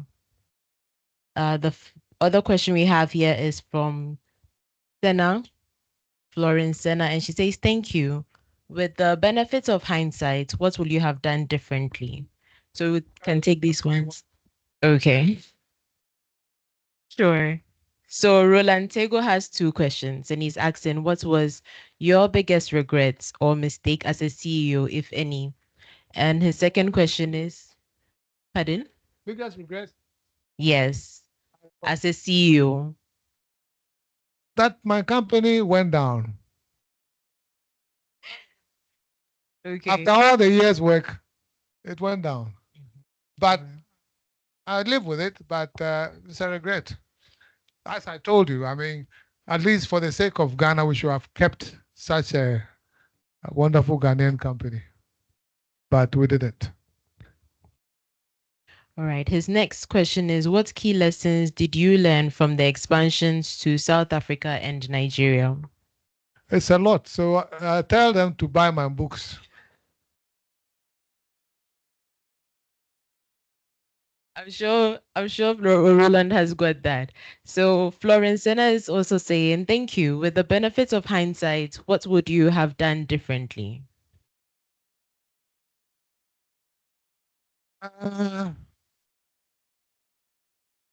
I think I was being me all the time. Now, benefit of hindsight, everybody can talk about all sort of things at benefit of hindsight because it's like, you know what happened.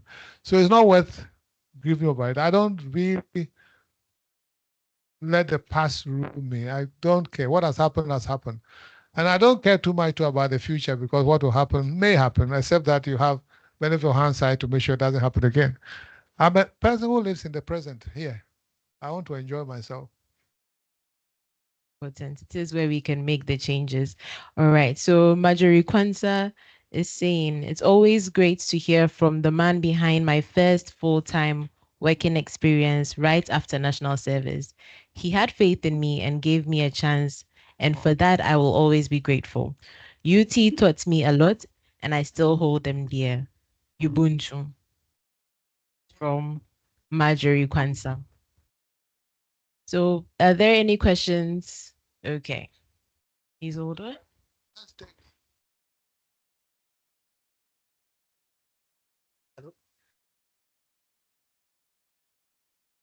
Okay, Captain, thank you for the presentation. Obviously, you know Ghanaians love to listen to you. You know Ghanaians love to listen to you. We have always followed. No, don't say what you are saying. Oh yes, we do. It's not true. See, some people, because maybe I took a family member's property and sold it, they don't want to hear my name. Some pastors also hate me because they say I don't go to church. I don't care about them.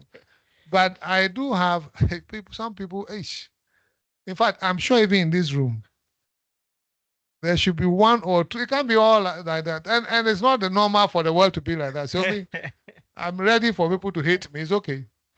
Anyway, so some of us do follow you.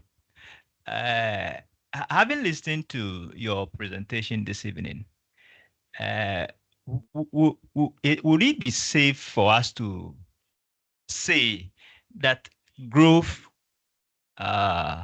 or in other words, speed, actually killed UT? It wasn't speed. Okay. Not speed of the process, It was dishonesty and breakdown of the culture and also some of the processes. There's a third book which is coming. Hopefully we'll launch on the 7th of November. It's UT Bank. And I really have put everything in there, criticizing myself and the system and praising where it's I put it out there so people can get lessons out of it. But certainly it wasn't the speed of law in 48 hours. No, that's not what I meant. Okay, sorry. So what I actually mean is the speed of growth? Yes. As in acquiring the bank? Yes, perhaps. Expansion, so to speak, yes. But if you have the opportunity, go, because it gives opportunity to people. I mean, it was nice that we're employing so many people and they were looking after their families and people were getting loans and taking care of their jobs, and the jobs are also employing people. We are in the world to make a change. And don't just sit and say, I fear growth. I don't fear growth. I do take opportunities that come up. Of course, you can make mistakes, but you should be able to learn fast and save what you can save. So I wouldn't say that, but of course, anytime you are speeding, you should know that you are at risk. Even driving, especially, yes, look at driving. If you like, you can do 20 mph. If you hit to crowd, maybe you won't die. But if you are doing what I do, and you should be singing, God look after me. So yeah, speed in any situation brings its own risk. So I agree with you. All right, sir. Thanks. Then the other thing I would like to know, it should actually have been the first thing I should have asked. From your story, it didn't look to me like you had a big plan that you were working towards. You are right. It was as if it was unfolding along the line. Yeah, you're right. And my question would be, is that a best practice? Should we do it that way or the other way? If there's no other way, even God in his senses, ultimate senses, creates things small and allow them to grow. The tree you see starts as a seed, babies are born, or if you want to even go deeper down from sperm and then it comes up, but babies are born small, learn how to crawl, walk, run. So certainly if you want to start a business, start small. Even if you have the money, start small. Because when you start small, if you should face any hardships or risks and things like that, then you should collapse. You are not hurt much. Just like a baby crawling and they fall. But if you are running top speed and you fall, you may even die. So certainly start small, and that's what saved us. If I remember the feasibility study I gave to Bank of Ghana saying what I was going to do, the figures I was talking about making in 3 years, it was a joke. But as soon as we started and I saw the opportunities, then what you do is you review where you are and look ahead a bit. Because now you are on the ground. So you are being more realistic than when you just put in a feasibility. So this is where I am looking around, do honest SWOT analysis. What can I take advantage of? What's the competition doing? What do I do special and things like, and think this through with your staff, because they all have minds. They all come to contribute to it. And then you actually determine where you think you'll be next 3 years, break it down to 6 months, and every 6 months go and review it. That's all we did. UT, that's all we did. Most of the things that happened in UT wasn't because I was a genius. So, see, employ the right people, give them the right conditions, respect, love, and everything, and earn their trust, and let them feel that the company is theirs, not just you. I'd be surprised where you take things. And that's exactly what happened. So I had no idea. I think when I was at Cantamato, I thought I was going to be Ghana's most best CEO. No. At all. But consistently doing that and getting the people's support and buy-in and all those things, yes, you can achieve anything. Hello. Okay. Yes, I have a question here. Thank you. Thank you very much, sir. I really enjoyed the presentation. I think I have your volume 1. I have not been able to read up to the 10th page. Yes, because anytime I look at the volume of the book, I'm not sure whether I want to read the whole thing. But after listening to you, it's worth flipping through all the pages, and I promise you that I'll read it. I'll do. I'll read the book. So thank you very much. I have 2 interrelated questions. One is about create a culture that you can live with, and I like that statement very well. I want to ask a question within that context. Looking at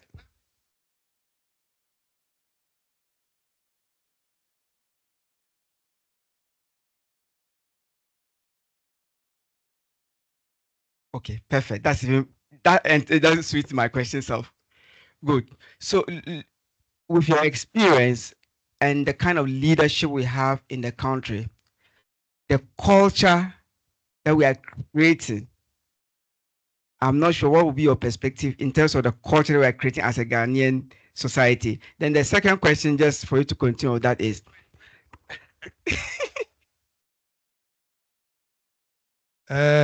You've touched a raw nerve. That's why I'm saying wait.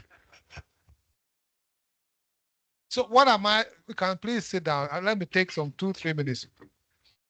So what I'm doing with my life now, I've sat back and reflected on UT and Ghanaians and the trust and everything that I did and what people are saying about the country and the way Ghana is going, the way the whole of Africa is going. We know what is wrong with us. We all do. We know that one is about the leadership, right? Who thinks it's something else? One thing I don't want to hear, when you say fix the country, they say fix yourself. Do I have GRA? Do I have Ghana Armed Forces? Do I have prisons? I don't. And there are madmen and murderers in the US, in Europe and things, but the system will contain them. So nobody should talk about us trying to fix ourselves. No, it's not that anywhere. The problem, I tell you, if you don't know already, and I know you know, it's about the leadership. And leadership is not group, it's not MPP, it's not MPP, it's the president. It's one. Now, who doesn't agree? Okay, at least those who know, if someone doesn't agree, he's not strong enough to. Now, so if we know that the problem is about the leadership, we're having leaders all the time. So why are we not get the leadership that will change our narrative? So it's not just any leader, but a leader with the right values is what we lack, right? Then I rest the case there and I'm asking myself, so why are we not getting that kind of leader? If you are not well, you as a human being, you are not well, and you know that, hey, it's my tooth, or this my tooth will kill me, or this my tooth will kill me, I need to see a doctor. You can't just see any doctor. You must see a doctor, as in a dentist who have been trained to fix the teeth. In the same way, we know that we need a leader who has the right values, not just any leader, there are all sorts of leaders.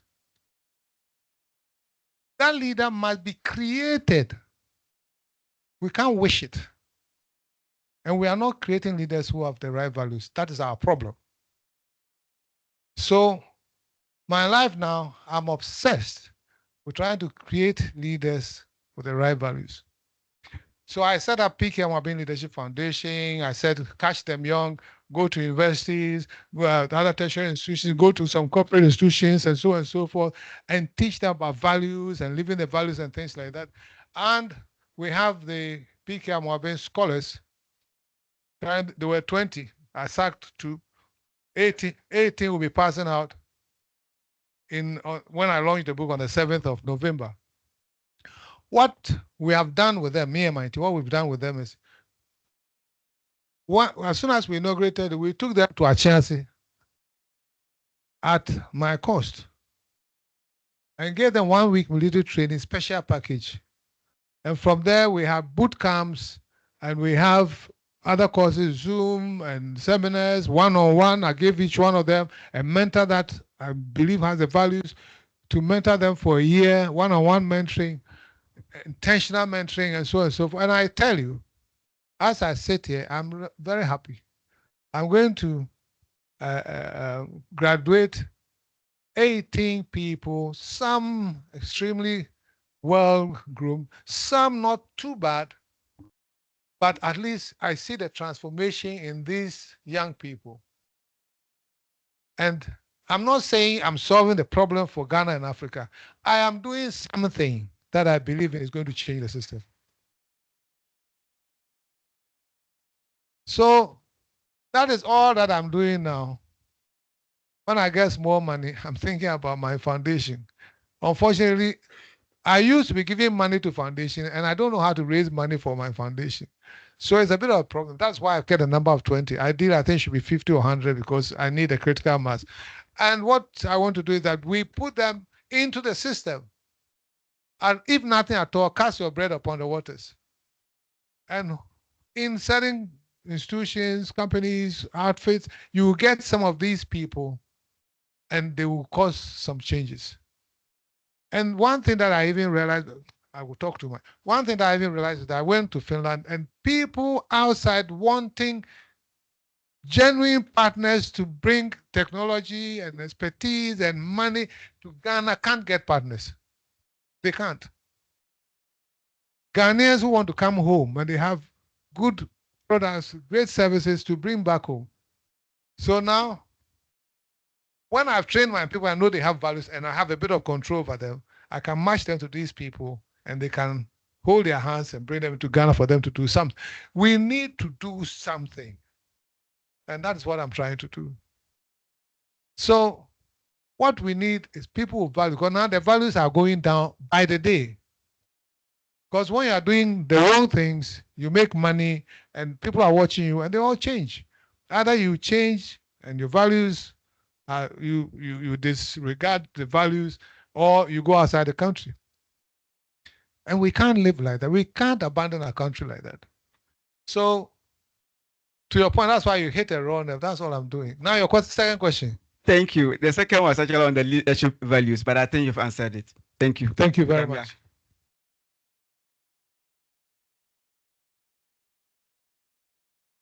My name is Richard. You mentioned about when you wanted to start the business, you were expecting to have some money from some friends, but they failed you. How you eventually raised the initial capital for the business. And then, the second one is a little bit tricky, probably maybe political. Now, the likes of Boeing and General Motors in US have periodically been bailed out by the government. Now, even if UT at a point, maybe through internal practice or through the loss of values and stealing, certain things went wrong, why is it not possible for this government to have at least build out UT to remain? Because it's one of the should I say the indigenous companies that have done so well, and we could have at least kept our own. There are too many Nigerian banks in the country, and we don't seem to have any other Ghanaian bank, probably except EcoBank. Well, the second question first. It is true, not only Boeing and all those who have been built, big banks, it's a normal thing that happens. But I'm not in government. And I think I rubbed the government on the wrong side. So they decided to close it down. As for that, I don't have the answer. But you're right. I mean, that's what I'm saying, that when are we going to have indigenous company grow out, become big, go international and everything, and we push them for something? That is beyond me. But your first question is what I like. Again, if you want to start business, this is what I find in trying to raise money. We probably do a business plan, which is required because anybody wants to see what you're doing with it. And then we'll go and show you to start up with a new business. Don't waste your time going to any bank. No bank will forget it. Finally, they will say open an account and make payment before they give you. The people you can go to with a new business is normally friends and family and relatives, because they know you. And if you're a bad person, you won't raise money. But if they know you are industrious and you're entrepreneurial and you are honest, then they will raise their money. That's the first thing. The second thing is, we go to these people, and because they are family or they are close to us, you go and say, I need only 20,000 to do this. And you know your uncle has a lot of money. I was talking to your uncle. If he says, oh, he hasn't got money, Papa need 3 more ding. And that my uncle didn't give me when I needed him to set up my business. Did you talk about interest on the money? Normally we don't, because we take it for granted that they are family, they are friends. But there's the opportunity cost of that money. You could have put it in treasury bill, you could have used it to do something. If he's giving it to you, please talk interest. And it should be realistic interest. Point of reference, probably treasury bill rate before they give the money to you. Point 3, if you need 100,000, don't go to people asking for 100,000.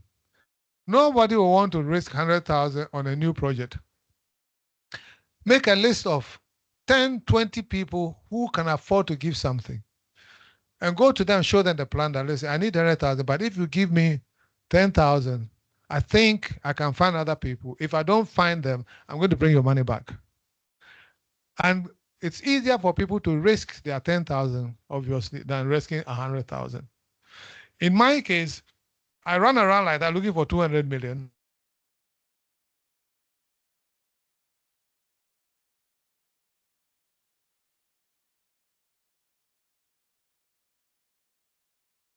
Speaking, I realized that he wasn't listening. And so I packed my proposal and I said, Kofi, you're not listening.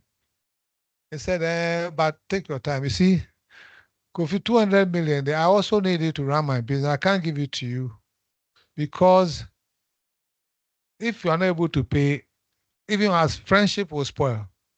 But I can give you 10 million. And as for that one, if you are unable to pay, I think we'll still be friends. And I got mad.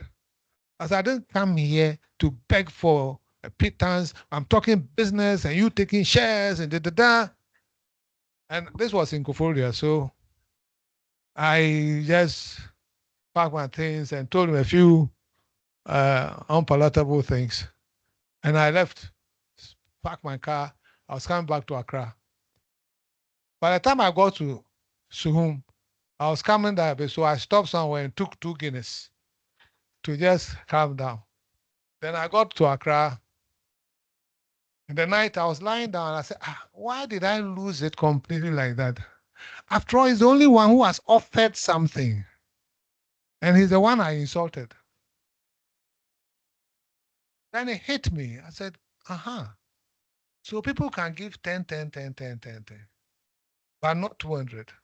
And I sat up and I made a list of all my friends who can afford 5 million. Final list came to about 55 people.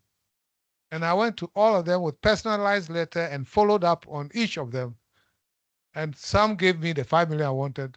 Some gave me 40. Another one probably gave me 70. And I had 255 million, which was just over what I wanted. That broke the ice. So, one, the family and friends, don't take them for granted.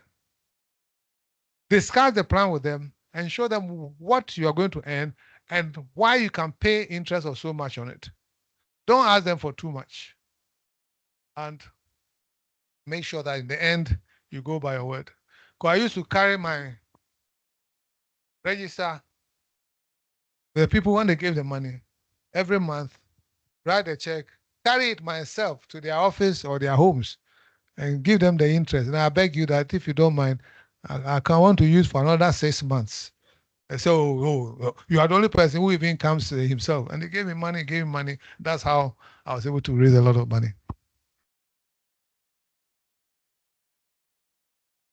All right, so we're going to take 3 questions from, okay. So we'll take the final 3 questions from the in-person audience, and then we'll take 1 question from the online audience. So we'll take the lady with the microphone now, the gentleman in the hat, and then Frank at the back. Okay. My name is Deborah. Thank you very much for your presentation. I'm very much inspired. I'd like to ask you 2 questions. Okay, so the first one is, I know there are a lot of theories about how to recover loans and all of that when it comes to the banks and the financial institutions, but I'd like to ask you personally, what advice would you give for implementing recovery plans that ensure long-term sustainability in a loan business?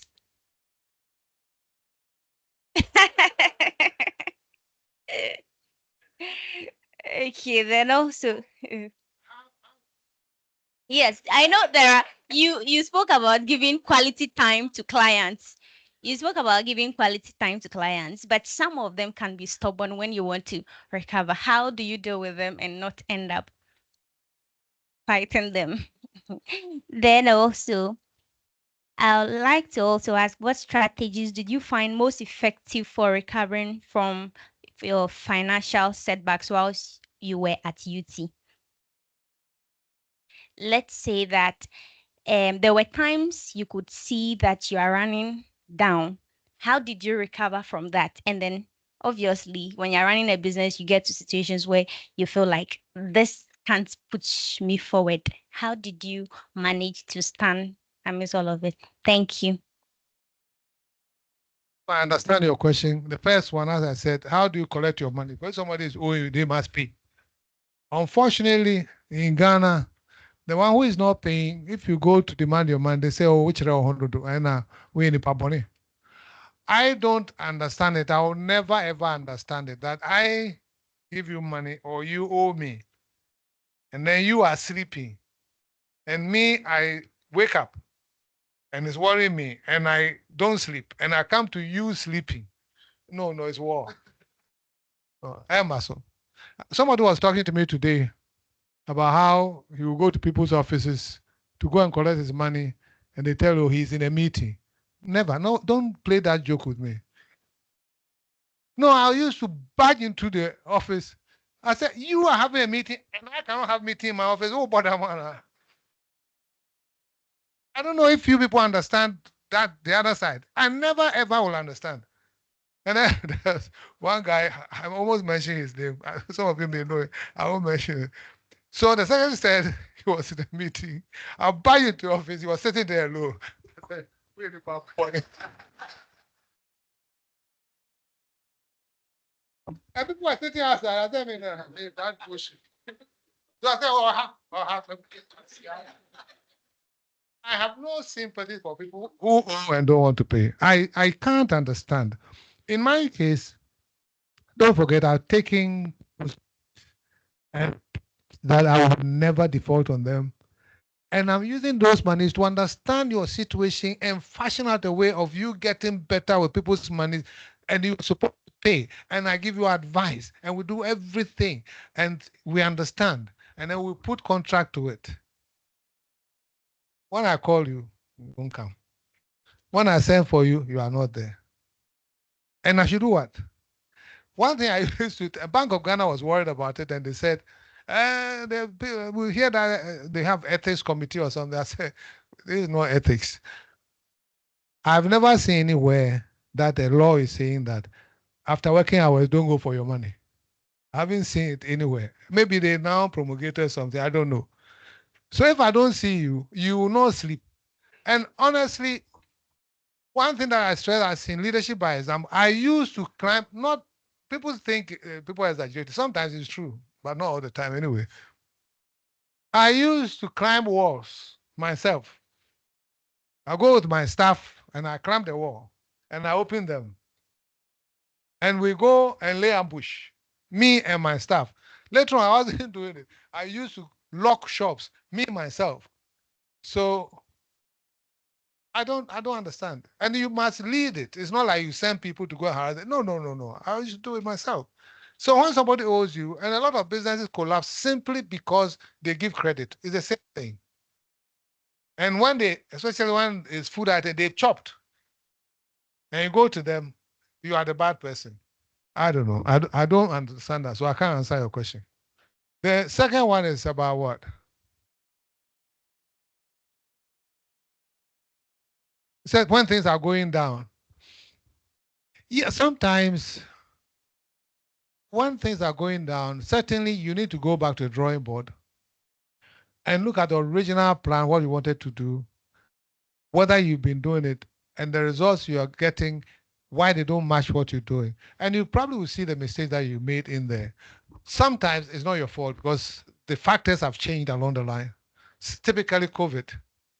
So if it's COVID, it's like a more or less force majeure situation, so you can't do anything about it. But invariably, when you see what caused it, it's up to you to see if you can overcome it or you can change and therefore have solutions to it and so on and so forth, so you can do something different. Otherwise, you have to pull the plug. But if you are pulling the plug, what's the cost of it? So for example, in Nigeria, when we realized that Nigeria wasn't going well, we sold Nigeria to a Nigerian, gave him 60%. So then it becomes a Nigeria problem, not Ghana problem, right? Instead of saying that we are packing out, because we are packing out, we must pay the Nigerian investors and we didn't have the money. So sell off 60%, take your trouble and stay in Nigeria. Out for us, bye-bye. Yeah. Yeah. All right. My name is Gabriel. Gabriel. Thank you so much for your presentation. My question has to do with performance evaluation and then continual improvement. In your presentation, you said when you were small, you were doing strategic session with the team. Sometimes you select at various levels. You do your strategic sessions. I know that business thrive on strategy, systems, and skills. On the skills, you were able to push some head from other bank to join you. So I wanted to find, you have head of risks, head of compliance and all that. On performance evaluation, I want to ask, when the internal or any audit is done and the report comes out, do management sit on it annually to just check the performance of each of the branch or, Ghana, what UT was doing technically? And what was the frequency? Was it like every year managers have to sit on all these reports? Because you say when you see that the bank is not going well, you maybe outsource the risks and all that. But technically, I want to know, was it that the frequency was, well, when you were 2,500, when you employed 2,500 workers, and maybe the management review meetings were not coming as, I mean, it used to be when you started? I think you've mixed a few things here. The 2,500, about 800 or so were in UT private securities, right? UT Bank had about 600 plus. UT Life had probably about 300. UT Nigeria had a bit. UT, so that's how come. So it wasn't like we're evaluating 2,500. And each of them had their own structures, as in the companies they belong to.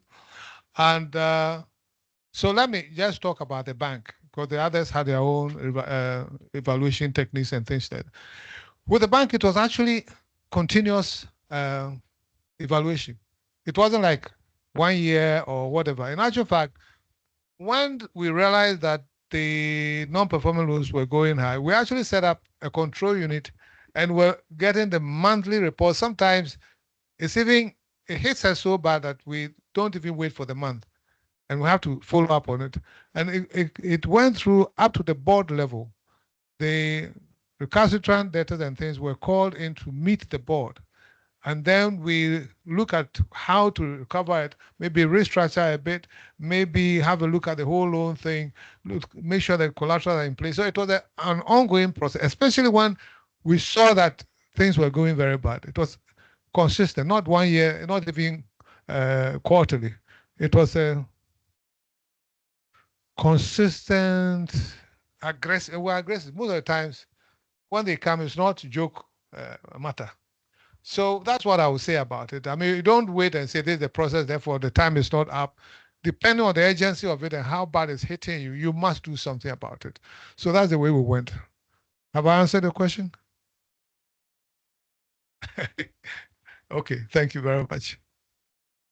All right, so we're going to have 2 QR codes projected on the screen. Please scan. The first one is going to be for feedback on this session. We would love to hear from you. The other one is also for feedback, and it's just asking you for a word. So that's the first one. Please scan and give us your feedback whilst we take the final in-person question.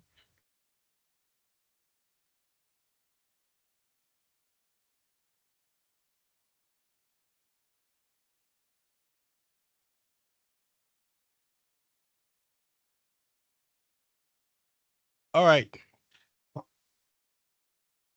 Okay, so my question is, when we posted your flyer, the first comment we got was, is Kinsack representing? So I went back to think and I got to realize that at some point you might have advised Sarkodie to invest or put money aside. And I think around that time, that changed his life, and a lot of these artists and celebrities followed suit. What was the advice you gave to Sarkodie? I think with us. I think I don't want to take anything away from Sarkodie. It's not like I advised him as a son or anything like that. He's very well, actually. That's why I like him. He's very close to his parents. He respects older people. He actually courts their relationship so that you learn from them. He's very deep, that young man. That's why he's getting on. I cherish my relationship with him because I like having fun and hanging around with him. He also respects me. I respect him back. It's not that I coached him to do any investment. No, he is a great guy by himself. I mean, he's been brought up properly and does the right thing. Yeah. All right, thank you very much. So we will take a few comments from our online audience. So Godwin says, the innovation you brought into the banking and financial services sector is unmatched. All the universal banks followed your innovation. Many businesses and families will forever hold you dear to their hearts. And his question is, you're a great leader. Which bookshops can your books be bought from? Okay, great. Kingdom Books, EPP, bookshops, the Shell at Airport, Total at Osu, and quite a number of places. Yeah. Thank you for that question, or for me to remind me to sell my books. All right. So Jane also has a comment and she says PK is a great boss and founder. He built an enviable brand by all standards. I'm a proud former staff. And the final question we have is from Mohammed and he says, as a young entrepreneur, how do I navigate the political environment in Ghana to establish a successful business? Can you repeat that? So Mohammed's question is, as a young entrepreneur, how do I navigate the political environment in Ghana to establish a successful business? If that's where he's starting from, I can't advise him. You're starting from navigating the political thing. I think, you see, when businesses start, you stay away from the politics and the nuances of politics and put in the structures, policies, systems, some of which I've enumerated. If you do it successfully, what happens is your company will grow to a point where you cannot be under the radar anymore. The politicians will find you. And you must know how to handle the politicians. I didn't know how to handle the politicians. And I hear the best way to handle them is to pay here and pay here. And be neutral. How can you be neutral when you are paying? But that is what is supposed to be done. I didn't do it. And I think it was more expensive and I should have done it. Except I didn't know how to do it. So if they're going to start by exploring the political landscape to grow their business, I don't know. Thank you very much. All right. Thank you very, very much. Although we are officially done, there is one more person with a question. So if you do not mind, I would love for us to take his question and then round up. Is it coming from you? No, please. It's coming from where? And are you sure there weren't any insults and you hit them?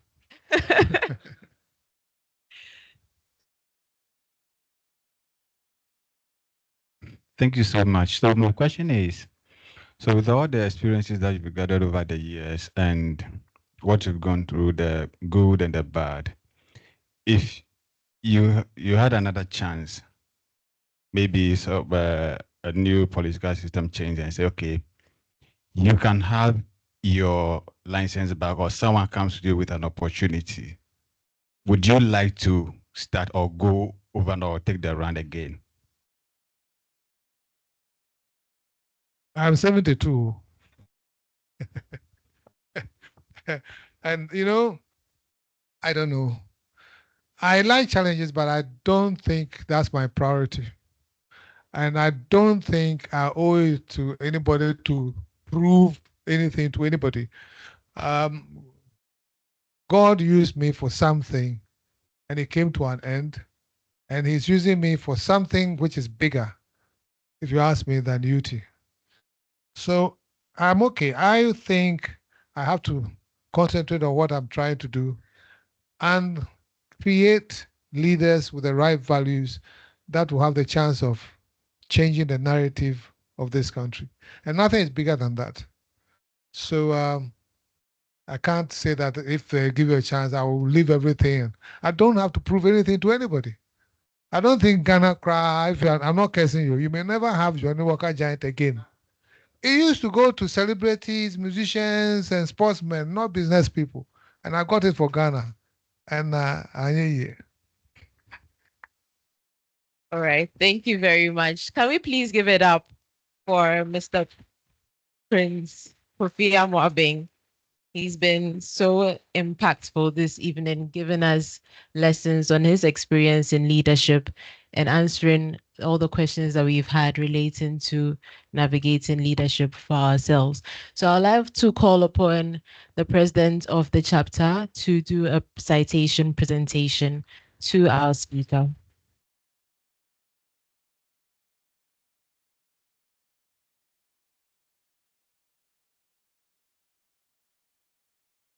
Hi. Good evening, everyone. Right, I feel like staying here all night, seeing all of you and the pleasant faces. Okay, just a few who are not smiling. Okay, they've started smiling now. Right. The last time we had Captain here,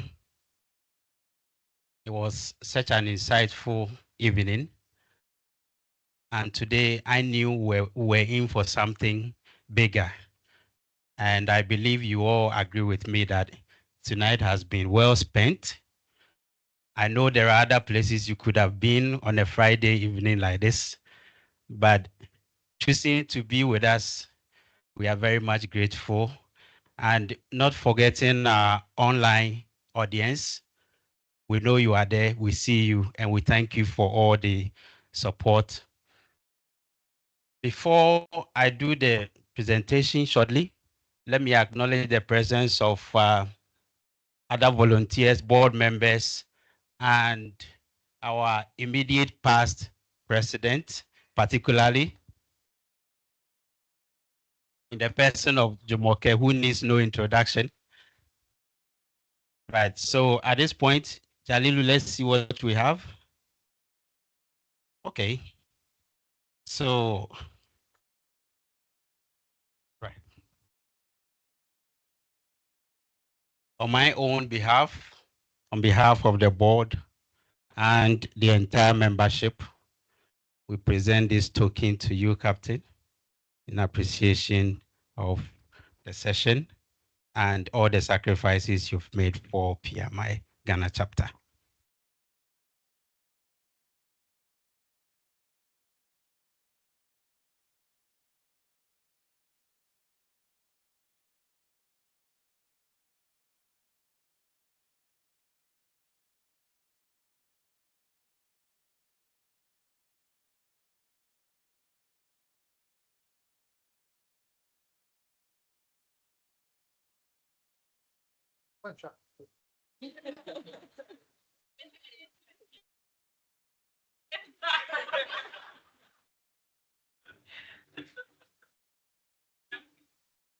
Nice.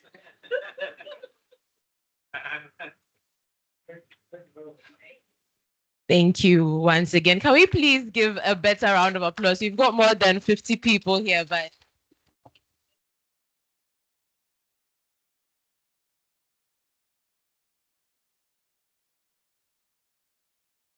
all right. So I've got two very lovely books in my hands. So this is volume 1 and volume 2 of the UT story. Let me start with this one. Yes.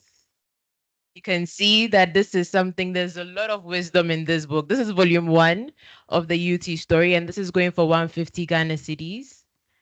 And volume 2, which is definitely more voluminous as well, is going for 200 Ghana cedis. In the event that you want to purchase both of them, you can do that at an investment of 300 Ghana cedis. So please go to the back when you're ready. And now we are also going to have the cake cutting for the president of the chapter who celebrated his birthday yesterday. So in case you don't wish to make sure you do.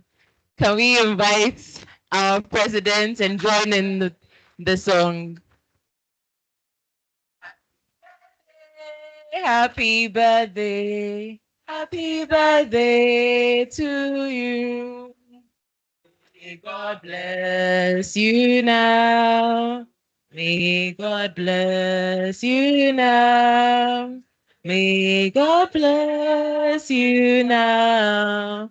May God bless you now.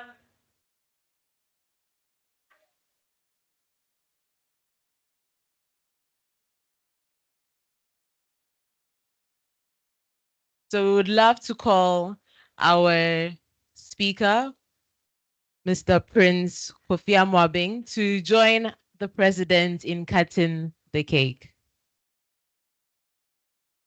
And we would invite our IPP as well, Ms. Jumoke Lafenwa, to come up stage as well.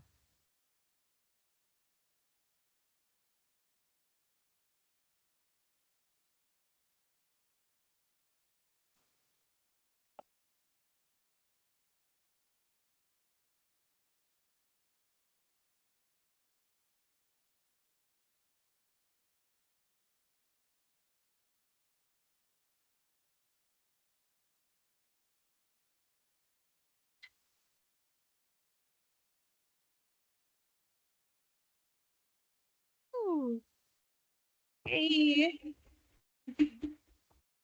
Wonderful, wonderful. Thank you very, very much. And a big happy birthday from all of us at PMI Ghana.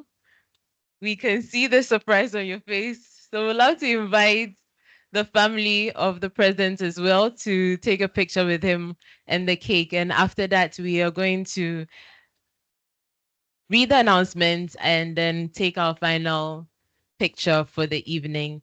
So in the event, whilst you're waiting, please make sure that you fill in or you scan the QR codes and you give your input. We would appreciate your feedback.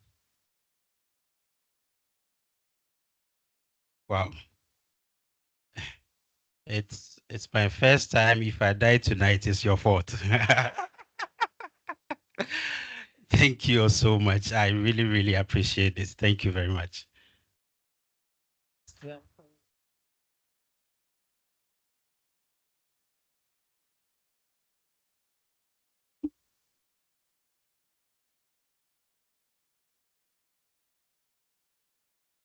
All right. Thank you very much.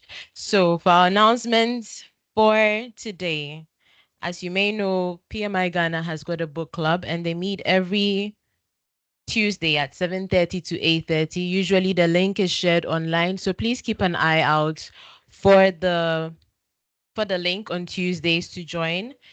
And you also earn PDUs as you read and improve your life. The next one is concerning PMI Ghana Toastmasters. And for the meetings in September, there are two. One is virtual and the other is in person, which is going to be on the 5th of September at Eastgate Hotel in East Legon from 6:30 p.m. to 8:30 p.m. The virtual participation or virtual event is going to be on the 19th of September and it's going to start at 7 p.m. and end at 8:30. And the theme is on tall tale and evaluation contest. We would also like to request for monthly speakers. So in the event that you know someone you yourself would love to speak on anything relating to project management, portfolio management, program management, please reach out to the president and let him know of this person, be it yourself or someone else who would be a great speaker. Additionally, we've got a vacancy for head of finance, and it's a volunteer role. So if you're interested, please keep an eye out for the flyer with more details, which would be shared on WhatsApp. The PMI Ghana has a monthly PM hub where we share information on all things project, program, portfolio, and PMP related news. We have a reach of over 2,000 members and non-members in Ghana, and we are receiving adverts with huge discounts to members. So if you've got a company, you've got a business, you've got something that you would want to promote, for a month, it's going to be 500 Ghana cedis to advertise. If you want to advertise for 3 months, it's going to be 1,000 Ghana cedis. So you can see the savings that you're getting. So if you're interested as well, please reach out to the president and he would warmly assist you with any of the information that you may require. So I would ask for our lovely person to give us the closing prayer. And afterwards, we will all come in front and take the group picture as well. So please don't be shy. If it's your first time, you're a member or not, please come down. Let's take a picture. Let's get to know you. Shall we pray? Father, once again, we thank you that you've seen us through another session. We pray for traveling mercies as we go back home. Thank you in Jesus' name. Amen. Amen. Thank you very much. So please kindly move forward. We are going to take the picture over here, and afterwards there will be refreshments in the foyer. This table is not taking part.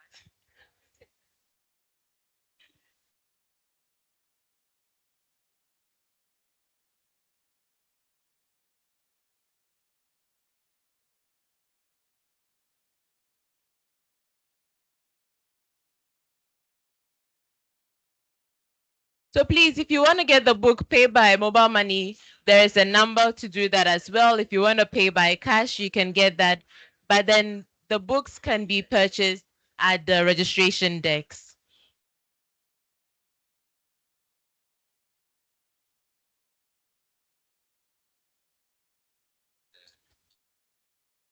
Hello. Please check under the seat where you sat and find the hidden treasure.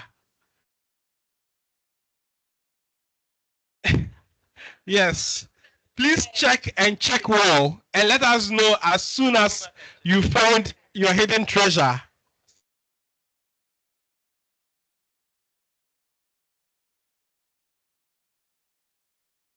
Let's capture that moment. Yes. Oh, we found one. Okay.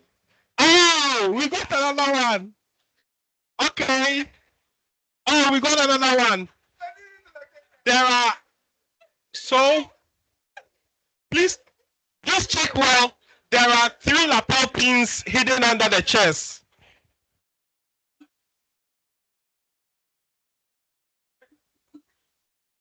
Check. Please check under your seats well.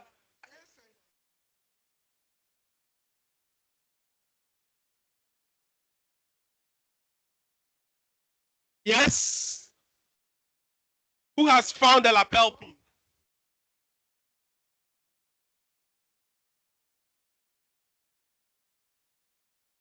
Yes, someone is finding a lapel pin. Okay. Yes, another one. Good. Yes. Yes, we have the lapel pins out there for sale. Please, let's take our pictures. We have 2 more lapel pins to go.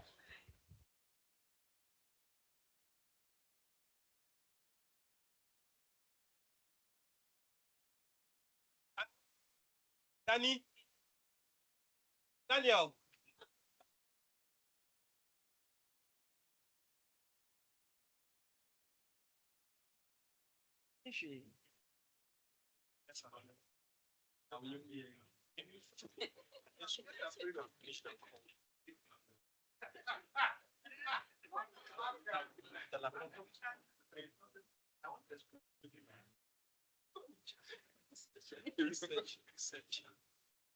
Oh, with this my height.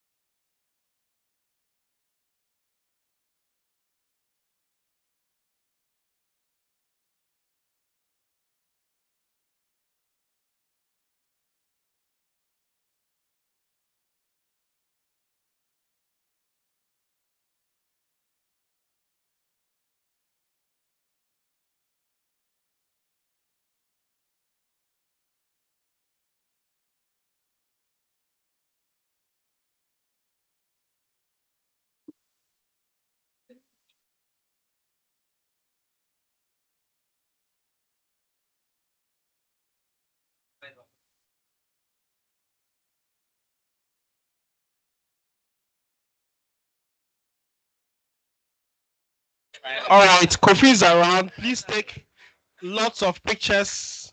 Kofi is still around. Please make sure you take a lot of pictures. Thank you. And we still have 2 more lapel pins to go. Oh, so we found the second lapel pin. We have 1 more to go.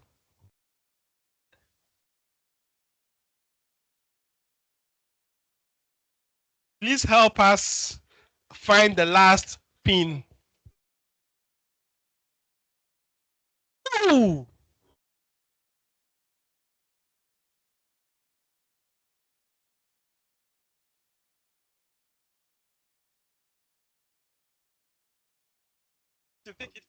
So check. Prince Kofi AMOABENG's books is available at the desk. You can purchase some of the books. You can pay cash or pay with Momo.